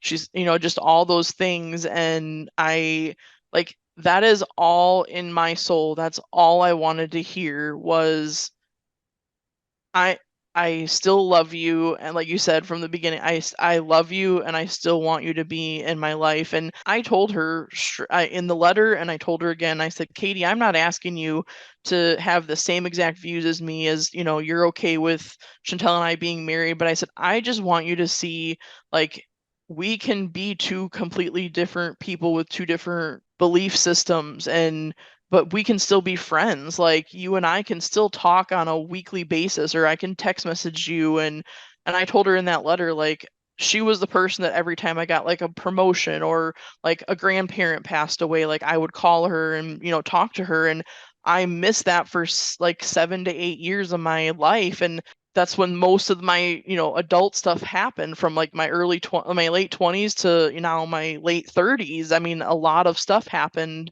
I don't ever feel like it was, I know who Katie is. She's the same. She's sweet. She's, loving. She's caring. And I truly, truly within me know that if she was not within, and I'm going to say the cult of the UPCI, she would not have treated me that way. Like I know for a fact. And even if she doesn't believe the same way as I do, or, she's okay with, same-sex marriage or whatever the case may be, I don't feel like her reaction would have been the same as Yeah. what it was. As harsh and unloving. Yeah. And so I since May, we've literally, like, it has been like, I feel like my heart, like I told you, out of this whole situation of the Travis and the Scott, and honestly, the best thing that has come out of it is I have been able to have that relationship with Katie. It makes me so happy. But so I hadn't seen her when we went up to Wisconsin, my wife and I. All of our significant others, well, besides Alicia's, he couldn't make it, but Right. like Clint made it with her. And I grew up in White Lake, so I that's where I grew up. So we stayed with my grandfather. But Katie and Clint had a hotel in Anigo, and I told her I would really like to, spend some time with you and Clint, and, Chantel and I, all of us to get together. But we were down by the lake, and Clint was throwing his fishing. He bought this $10 fishing pole from Walmart, and he just had so much fun with it. And Katie was standing there, and I looked at Chantel. We were coming around the lake corner, and I looked at her and I said, I am so nervous. And I'm like, I don't get Oh, nervous very often. I yeah. don't like, I'm pretty relaxed and chilled. And I literally was like sweating. I was like, my face was probably beet red, but we came around and we pulled up and she was standing there. And it was just so weird to see her like in person after 7 years. Mm. And I got out of the truck. I was driving my grandpa's truck, and I parked, and I walked up to her, and literally all she did was open up her arms, and we just hugged. And I literally just started bawling. Chantel's standing there. She's like, I don't know what to do. Clint was kind of like standing there for a little bit, Yeah. but it was like everything inside me just, it was so, I don't even, there's not a word to explain it, but it literally was one of the best things in my entire life. Like there was just like this love and connection with like no words being said. Like we literally, like my knuckles were like so white, and I just did not want to let go. And she was crying, I was crying, and it was worth everything. And that's what I was like, I, even going through the last 2 years, if that's the only thing that would have come out of it, I would have been extremely happy. But obviously other good stuff happened. Yeah. But yeah, that was, and like I said, we just started talking, and it was like literally we just picked up where we left off. We didn't, like, there was just no weird, like it wasn't weird anymore. It was just like, Katie, this is Kate. You know what I mean? Like, Yeah. um, it was, yeah, I don't have words, but it was one of the best things that I think could have come out of all of this. And Yeah. yeah. So you obviously have left the UPC. You mentioned deconstruction. And I know some people shy away from the word deconstruction because they think that means that, like, by the time you're done, you've just kind of dismantled everything and you don't hold any faith anymore. And so I would propose that along with deconstruction comes rebuilding. And so I think for a lot of people, once you strip things down to the basics of what you know for sure you believe, which hopefully is the gospel, then you can start studying scripture and start looking into where you stand on a lot of topics and issues. Reconstruction doesn't look the same for everyone. And I know Katie, because you're saying like Katie's like, I don't really know exactly where we stand on all these different aspects of the LGBTQ community and stuff, but like her and I have had some conversations about that as well. And so I guess my question for you would be if for people who have deconstructed and reconstructed, or for people who just haven't deconstructed and you just have the faith you have and the beliefs you have. As and you and I had this conversation before.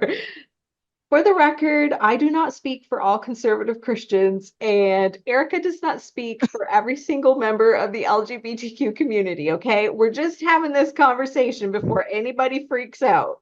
And so, but as someone who has landed on the traditional conservative Christian side of views when it comes to marriage and sexuality and family and all of that, what advice, because I can tell you my side of things, we need some advice here because I've seen some reprehensible behavior that has just made me so ashamed and embarrassed and I found hurtful,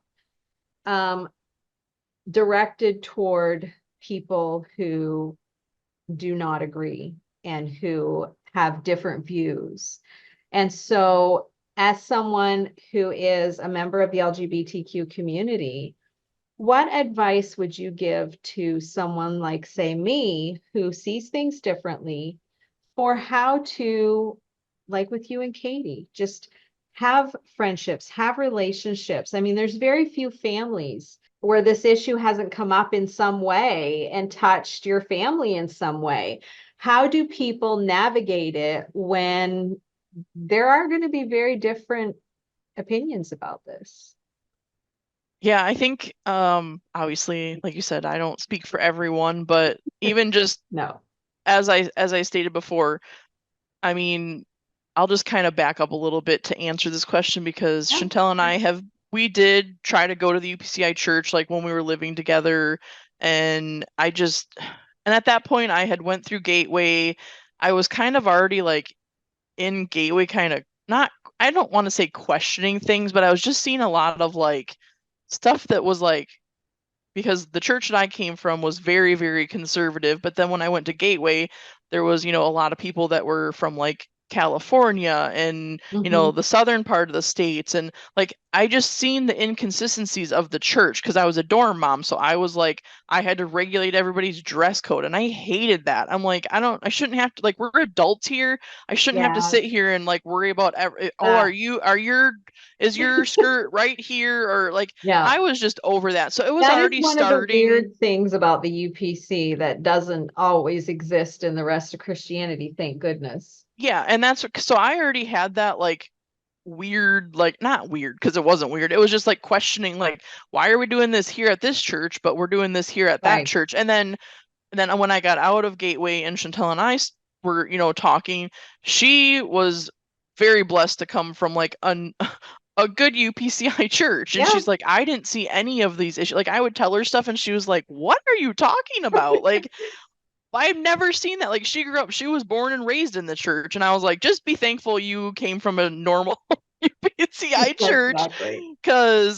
And then I would tell her stuff and she'd be like, that was never like, we weren't allowed to go to the movie theaters. We couldn't swim at a public place because there was men and women. And like, it was very, very like, these were the rules you couldn't do. And she was like, I went to the movie theater when I was little. I'm like, well, why? Like, why was she allowed to go, but I wasn't? Like, it was just, it's Yeah. so like we had already had these like, why it was so different. And so we, like I said, we did try to go. I just, with being in church all the time when as a kid, and then at Gateway they make you go like 3 times a week, and I was working full Yes. time and we had chapel twice a week. And I'm like, when I was done with Gateway, I was like, I just need a church break. Like Yep.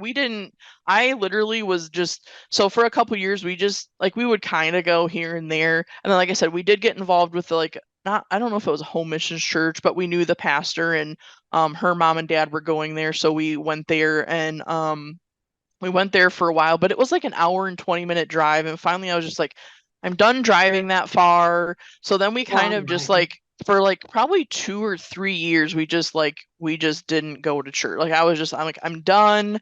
If I can't walk into the church and sit next to you as my girlfriend, like I don't want to go. Like I don't want to. And then we did throughout those 2 years, we kind of like went to like a Presbyterian church and kind of feeling out like the Mhm. ones that said, that all are welcome when Yeah. that's not really truly the case most of the time. Okay. But so yeah, so then there were probably a good 2 full years where we just didn't go to church at all. And then we got married, and I would just like to say we were, like I said, when we were out of the church, my first inkling was not to go cut my hair. I actually just cut my hair for the first time in since I was 5, this past December, and I Okay. had like 14 inches cut off. I was ready Wow. to do it. I didn't just like go chop my hair off as soon as I left. It was something that I really, really had to. I knew it wasn't good. Nothing bad was gonna happen. It was Yeah. just I had to be ready to do it. And I asked Chantel because we are married, and I said, "Would this, are you okay with this?" And she's like, "Yes, you're your person. If we very much have a great communication going." So, and like I said, I think you and I had the conversation. I still wear skirts. Yeah. Yeah. It's not because I have to or feel like I'm gonna, I'm sinning or whatever if I don't. I mean, I have boy shorts, and like when we went on vacation, I was in shorts, but I'm still dressed very modest. I'm not a flaunty person, so I've never been. But yeah, so the story of, well, once they leave the church and they just go off and binge drink and cut hair and wear makeup, Yeah. and I just got my ears pierced like 2.5, 3 years ago, right before we moved to Florida. So I it took a long time for me to, feel comfortable even wearing like a tank top. Obviously, in St. Louis it's hot, so there, but especially when we moved down here to Florida, like I mean, I have a t-shirt on now, but I'm like, it's too hot. I have to wear tank tops. It's too hot. So I did not take any of that. Like I didn't just go out and, do all of that stuff. It took me a very, very long time to do that. And my wife still has uncut hair. She has never had her hair cut because she was born and raised in the church. Um, and she does, I asked her if she wanted to get her ears pierced, and it's just not something that she's really interested in. And I'm sure one day, she might cut her hair, may not. I don't like, and like again, even her and we're married, and her views are her views, and Yeah. that's fine. I'm not gonna push her. She didn't push me, so it's fine. Like everyone should have their own choice to do those types of things, and like Katie said, everything is so outward appearance that it's just like, I don't know. Um it should be your choice, and you have to be comfortable with it. It's your body. So Yeah. but yeah, so that's how we got married. And the gentleman that was in our wedding, we had a very, like, literally pretty much, it was my mom and dad, and we had 2 other people at the ceremony. um and he's like, well, he goes, my boyfriend goes to this church in St. Louis, or well, we were in St. Louis at the time. He goes, they go to this church called the Gathering. And I was like, oh, and I was like, because obviously he knew that we were together. So Yeah. The we wedding kind of gave that yeah, away. dead giveaway, right? Yeah. But yeah, so well, that was the weekend we were married, but the weekend following we went there, and you and I have had this conversation. We walked in and we sat down, and we wanted church. Like I didn't hate God. I didn't want to not be with God, but I just wasn't going to go somewhere where I wasn't accepted or getting yelled at. Like at that time, I'm like, I'm not sitting under a preacher who's going to scream and yell at me all the time. And I have to be here for 17 hours a week, and I'm not doing it. I'm not doing that. Like Christianity is not that hard. It's not, I wasn't going to go back to that. So we went to this church service, and like I was literally bawling like 12 minutes into the service. Like, I just felt comfortable. I just felt like it was home. And then at the end of the service, I looked at Chantel and I was like, this is our new church. And she was like, yes, this is our new church. We didn't know what denomination it was. At that point, I didn't really care. I didn't care what it was. We found out that it was a Methodist church. Like the third sermon we sat under, his name is Matt Miofsky. He made it very clear that everybody was very welcome. That's kind of when the beginning of the Methodist Church was like going through their stuff. So kind of a split they had, didn't they? Yeah, and he was very, very pro, like, my church will be welcoming to anybody and all who want to come. That will not change. That is his stance to this day. I was like healing, I guess, for the first year, and we went, we found, we made some friends. We they did small groups. They call them core groups. We got into one of those, and it was so healing. And like, our pastor was so, I mean, he over the pulpit said, if you are not going to welcome every single person into this church, whether it be LGBTQ, red, black, or white, like whatever, he was like, if then this is not the church for you, because this church will be welcoming anybody and anybody into leadership, serving ministries, serving roles, anything. So, I mean, to hear that come over the pulpit, I never in my 30 plus years, 30 whatever years, never ever heard anything like that being said over a pulpit ever. So to hear that, to know that like your pastor has your back and, he is welcoming anybody and everybody, it just like the hurt inside of me that I through leaving the church, because we were told, oh, you're going to hell, you don't love God anymore, oh, we love the sinner but we hate the sin, like all those hateful things. I'm like, I mean, yes, we had to brush them off and just like, move on and move forward. But like, my thing is like, in your question that you asked about like what can people who don't believe the same as me or other LGBTQ people, I think just treating people as a person, like you and I have said, we have different views on certain things, but I can still have a great conversation with you. Obviously, clearly we talked for like 4 hours the first time. I mean,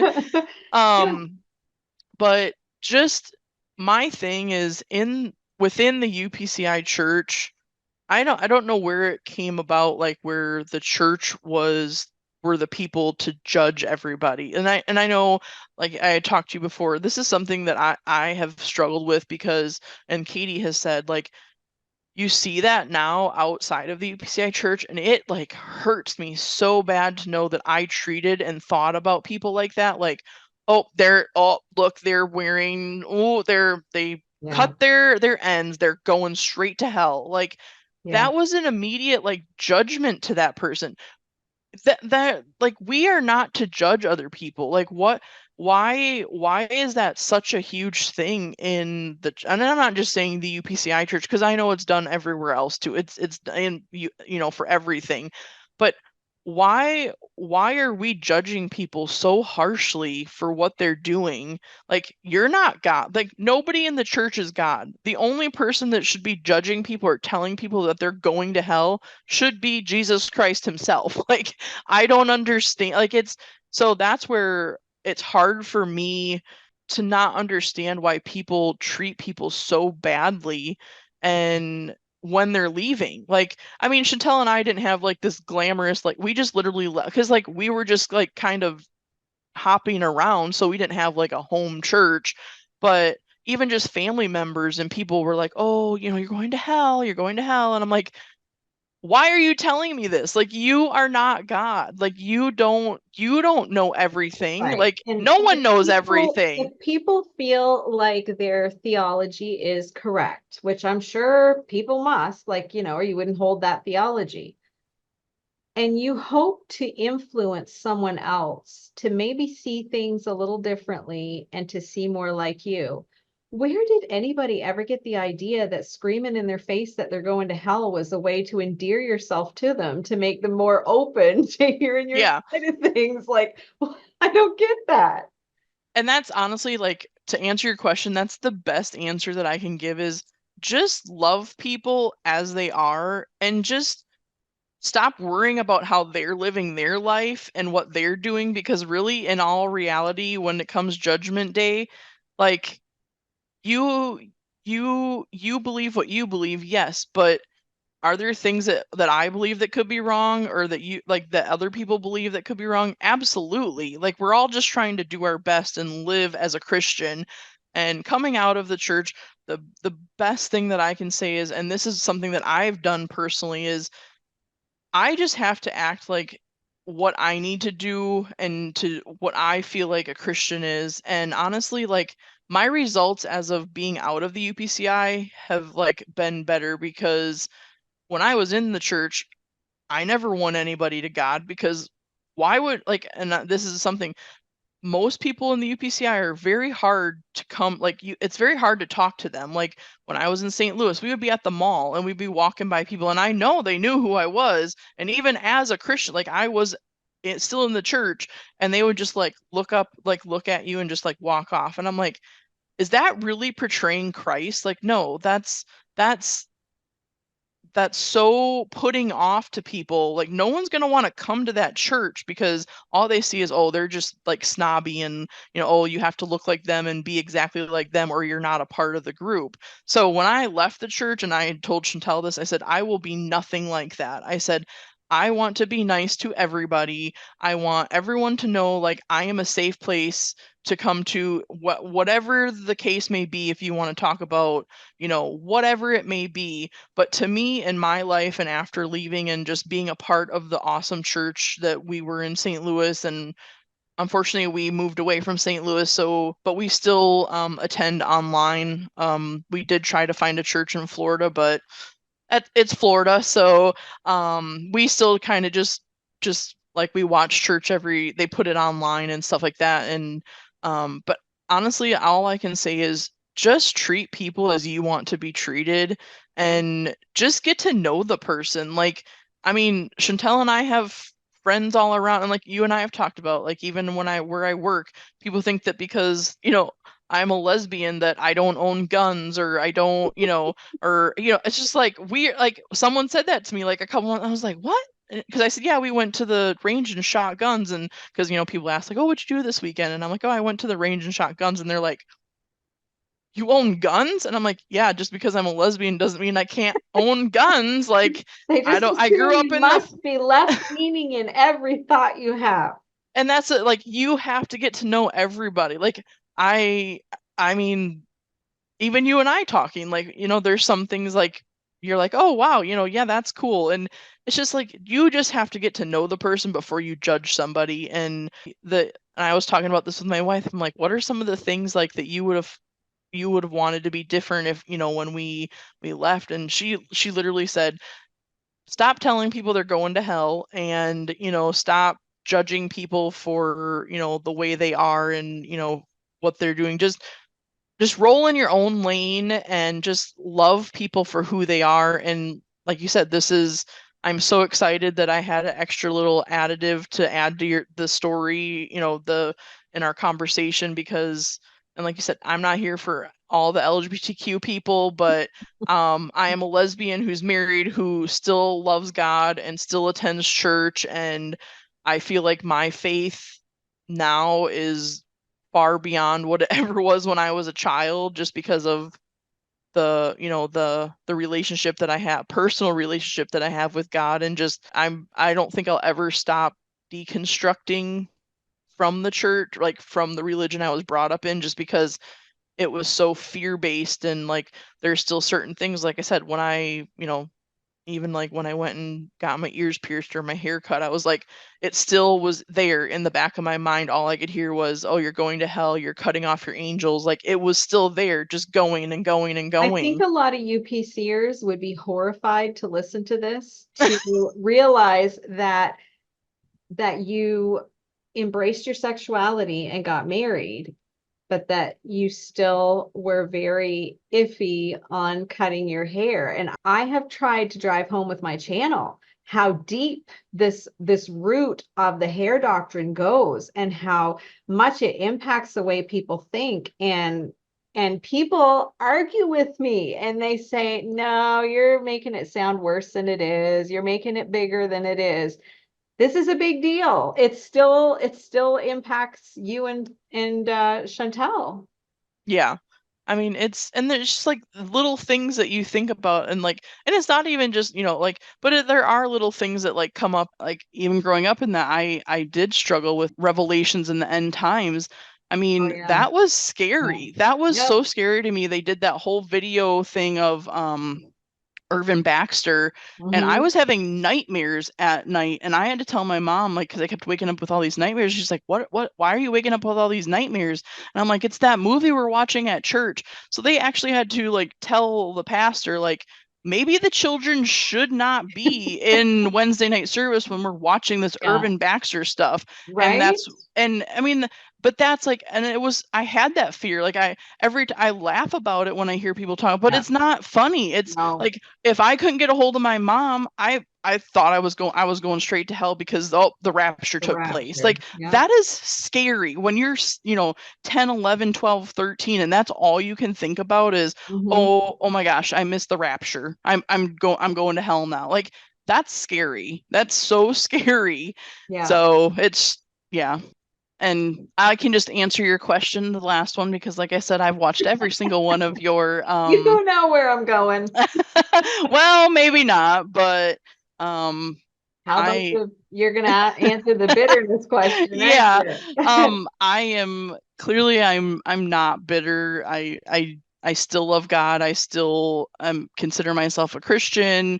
I know a ton of people in the UPCI church. Even in Elton, it's not just the UPCI, and I want to make that known again a million times, because it's not just, even the sexual abuse issues are not just in the Oh, UPCI. Obviously, definitely not. clearly, we Yeah. know that from the spiritual abuse page.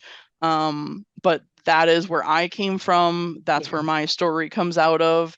And I will say, I do hope that the churches can do better, because I don't want generations and generations and generations to continue to have to deal with that, because it's sad. And I mean, like I told you before, I chose the path for my life, but my life could have went a completely other path where, Yeah. you know, unfortunately there are sad stories that, people end their lives, and there are those things, and no one should have to go through that because they're not given the guidance or what's truly needed. So I honestly, like, at this point in my life, if I was to do it all over again and I knew what I knew now, just go to local law enforcement. Oh, I 100%. I don't feel like going through the church is the way to go. But I mean, it is scary. Don't get me wrong. It's you, especially if you're doing it by yourself, like I stated before, it's not an easy thing. It was a long 2 years. We're still, there for the other person that's, going through the Scott Hughes case. Yeah. But I can tell you, when I was sitting there in the courtroom and I got to watch Travis walk out in handcuffs on his feet and hands, Yeah. and watch him walk out knowing that he was not going to see freedom for at least 15 years, Yeah. it was one of the better feelings that I have had in my whole life, knowing that what we did and all the hard work that we put into it, knowing that we were heard, and that he was going to be serving prison time, it was like, like, just this huge weight lifted. And I know, off of all the other ladies too. It was like, oh wow, we did it, and he is going to be in prison. Um, And he's not going to be able to hurt anybody else. Absolutely, yes. It was like I said, it was scary to be at court, but honestly, it was one of the better. I think it was more healing for me than anything, getting Mhm. to read the victim impact statement. which I had sent you and you have read. Yes, it's very So good. Yes. I it read was Katie's very too. it was very helpful, I think, for each and every one of us.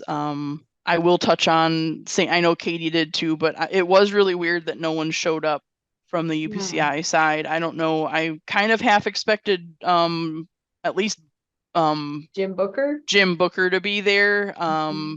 But I don't know. That doesn't really show a presence, and it's not showing faith really in that they're trying to change anything.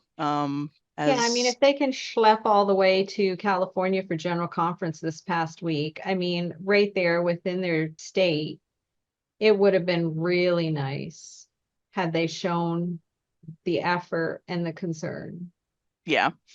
So, and like I really was thankful for the little shout out you gave, like, if to the Wisconsin district about like maybe you should be there for the next one. I think that would at least show the people who used to be in the Pentecostal church, like, hey, they are trying to make a difference. But as Yeah. of right now, I don't feel like there is a huge change. They're trying to help it in any way, or, like, hey, we really true. And I'm not saying all the I know personally several pastors that are like, I am so sorry this happened to Yes, you. Like, very supportive. that, yeah, very supportive. Like, we are behind you 100%. Like, that should not have happened. You know, I'm very grateful for those people. But yeah, all I can say is just when you're ready, don't be scared to come out with it, because it's something that I held in for a very long time, and it was, I know now how it impacted my life and my childhood. And even when I wrote my impact statement, I was sitting there and I'm like, I told my wife, I said, I don't even know what to write. Like, I don't know how it impacted my life. It was a scary, that was harder to write than the actual statement that I sent into the police department, I think, because you have to sit there and look at your life and really figure out, like, where did this impact me and how did it impact me? Mhm. And it did impact me in ways that I, like, my wife kept asking me like questions, and I'm like, wow, it really did, impact me there and there and there in places that I didn't even really like, because it's just my life. I lived through it, I got through it, I moved past it, but it did impact me in certain ways that I now know as a 37-year-old lady that, oh yeah, that did impact me there and it did impact me here. So I really just want everyone to know, like, if you're struggling with yes or no on where to go, and you're ready to do it, just move forward with it. And it's scary, but it is worth it at the end. And I mean, whether you're with a group or by yourself, just move forward. And I am very grateful to be able to have this conversation with you, with all the randomness and here, there, and everywheres. But I do want to say thank you to you, because I mean, I was the one, like I said, I'm very straight to the point. When I asked you, I said, what are your views? I wanted to know. And um And I it, told it and you, it doesn't matter to me. I would still, if I was somewhere wherever you lived in Canada, I would go have coffee with you. that'd I be would have you awesome. over. I would have you over to my house for dinner if you ever are Yeah. down in Florida. So, but I'm just grateful to be able to have, cordial conversation. I guess it's nice to have that. So and every single one of your podcasts has helped me through leaving the church, because sometimes you feel like you're the only one that has those feelings. And Yeah. I started listening from the beginning to the end, and I was like, oh wow, it's not just me, it's not just my wife who feels this way. There's a lot of other people out there who are struggling with the same things. And it's been nice. I've probably listened to every single one 2 or 3 times. I listened to Katie's twice in the one day. I listened to Alicia's 3 times in one day. So, but no, I really am very, very grateful. I am not like I said, I'm not a person who puts all my life out on Facebook or anything. And but I do know that if this can just help one person, because someone else's story did that to Katie, me, and Alicia, So if one thing resonates with one person and it helps one person in any way, it is absolutely worth it to put my whole crazy life, scary story out there. But I'm also, like I told you, I'm closer to 40 and I'm getting to the point of I don't really care anymore. I'm living Yeah. life for me and I'm doing what I need to do. And if you want me in your life, I'll be here. I'll be your friend. But if not, oh well, then you just Yep. I don't care. I don't care. The 40s are great. I'm telling you. This is where it's at. Yes, the who said the 30s were the best or the, I mean, I I'm wish I could have been the same attitude as my 40s back when I was in my 20s, because I would have nipped a lot of foolishness in the bud. Well, Erica, thank you so much for being brave enough to come on and share. Thank you for being kind enough to just, like I said, set our differences aside to have what I feel like is a super important conversation. And I feel like your story is going to really comfort and help people who have experienced abuse, and hopefully give them the courage that they need to kind of step forward and take whatever actions that they need to take. And I agree completely with you. If you're someone who's experienced abuse within the church, go to the police. Do not go to your church. Now, you can go to your church afterwards if you want to have someone removed from ministry or whatever, and that's probably a good idea. But go to the police first and let them handle it. Let people do the things that are in their lane, and that's why you go to the police. And I So, guess I should say, if anyone, I am very open. Like I told you, I'm an open book. yeah. So if anybody from the LGBTQ community wants to reach out, I'm on Facebook. I don't like do this for a living or anything, obviously, but Trust me, there's no and living to be had in it. and I did try to change my married name on Facebook, but it will not let me. So it's just under Erica Canto on Okay. Facebook. I don't know why. I'm now no technology guru, but I did try to go change it and it won't. I don't know why. I guess it's maybe the way you said it. I don't know. I'll have to look into it further. But I mean, they can reach out to me, or if they want to reach out to you, you have my personal email address, and Yes.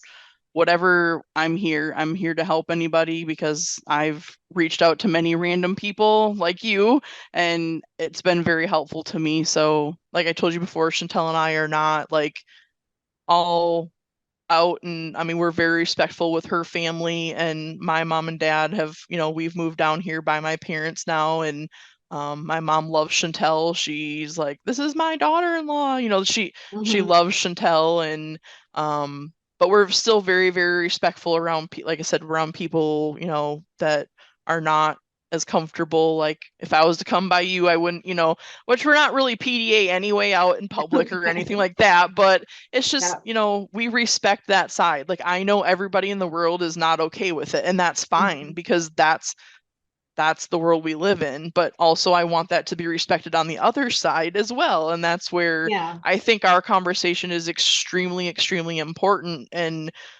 for people to say like just because you're part of the LGBTQ community and you can't love God, that's a serious statement. That's like an extremely serious statement that I know is not true because of all of the people that came to church in St. Louis.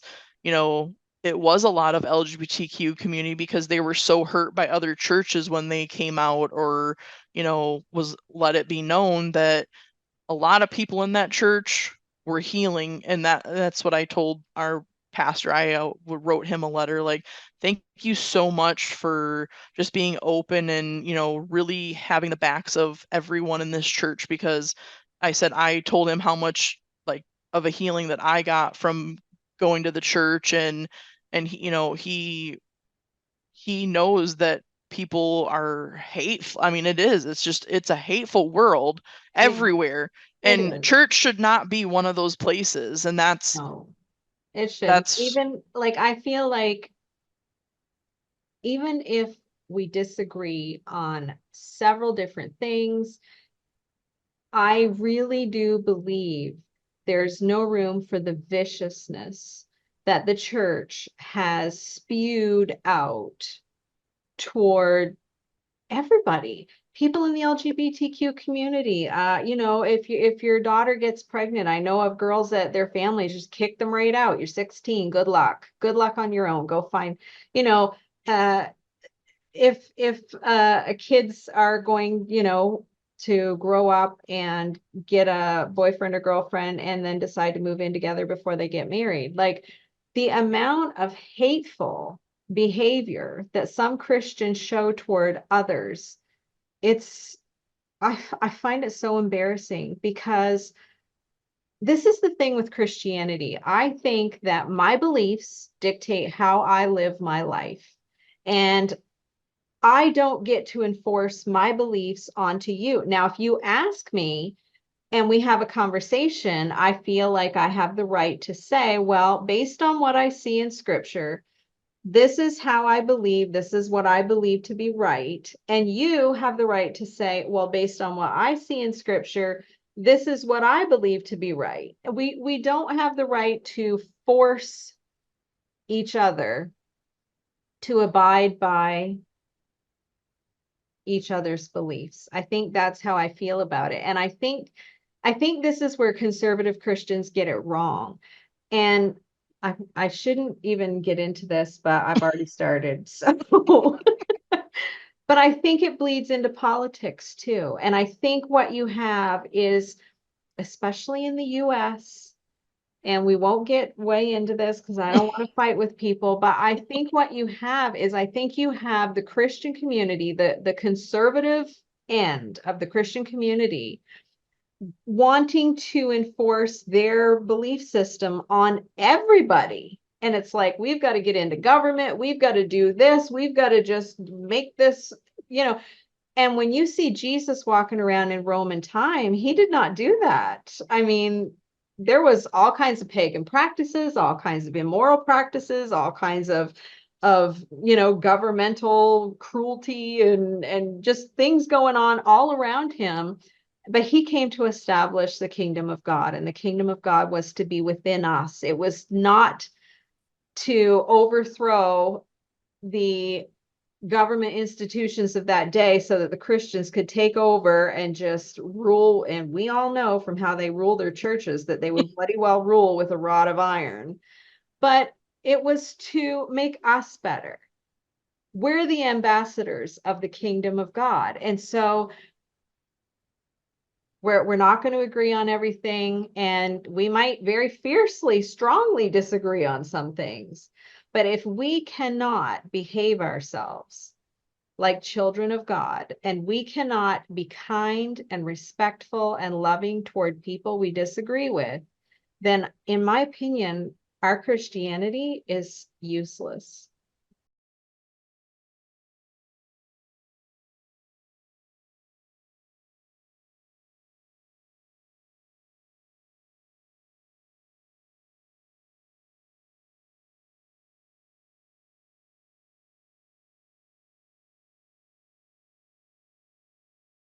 Thank you so much, Erica. I appreciate you sharing. And if you enjoyed this video, you can hit like and you can share it. And if you would like for YouTube to notify you whenever I post a new one, you can hit subscribe and the little notification bell, and they will do that. And I hope everyone has a great day.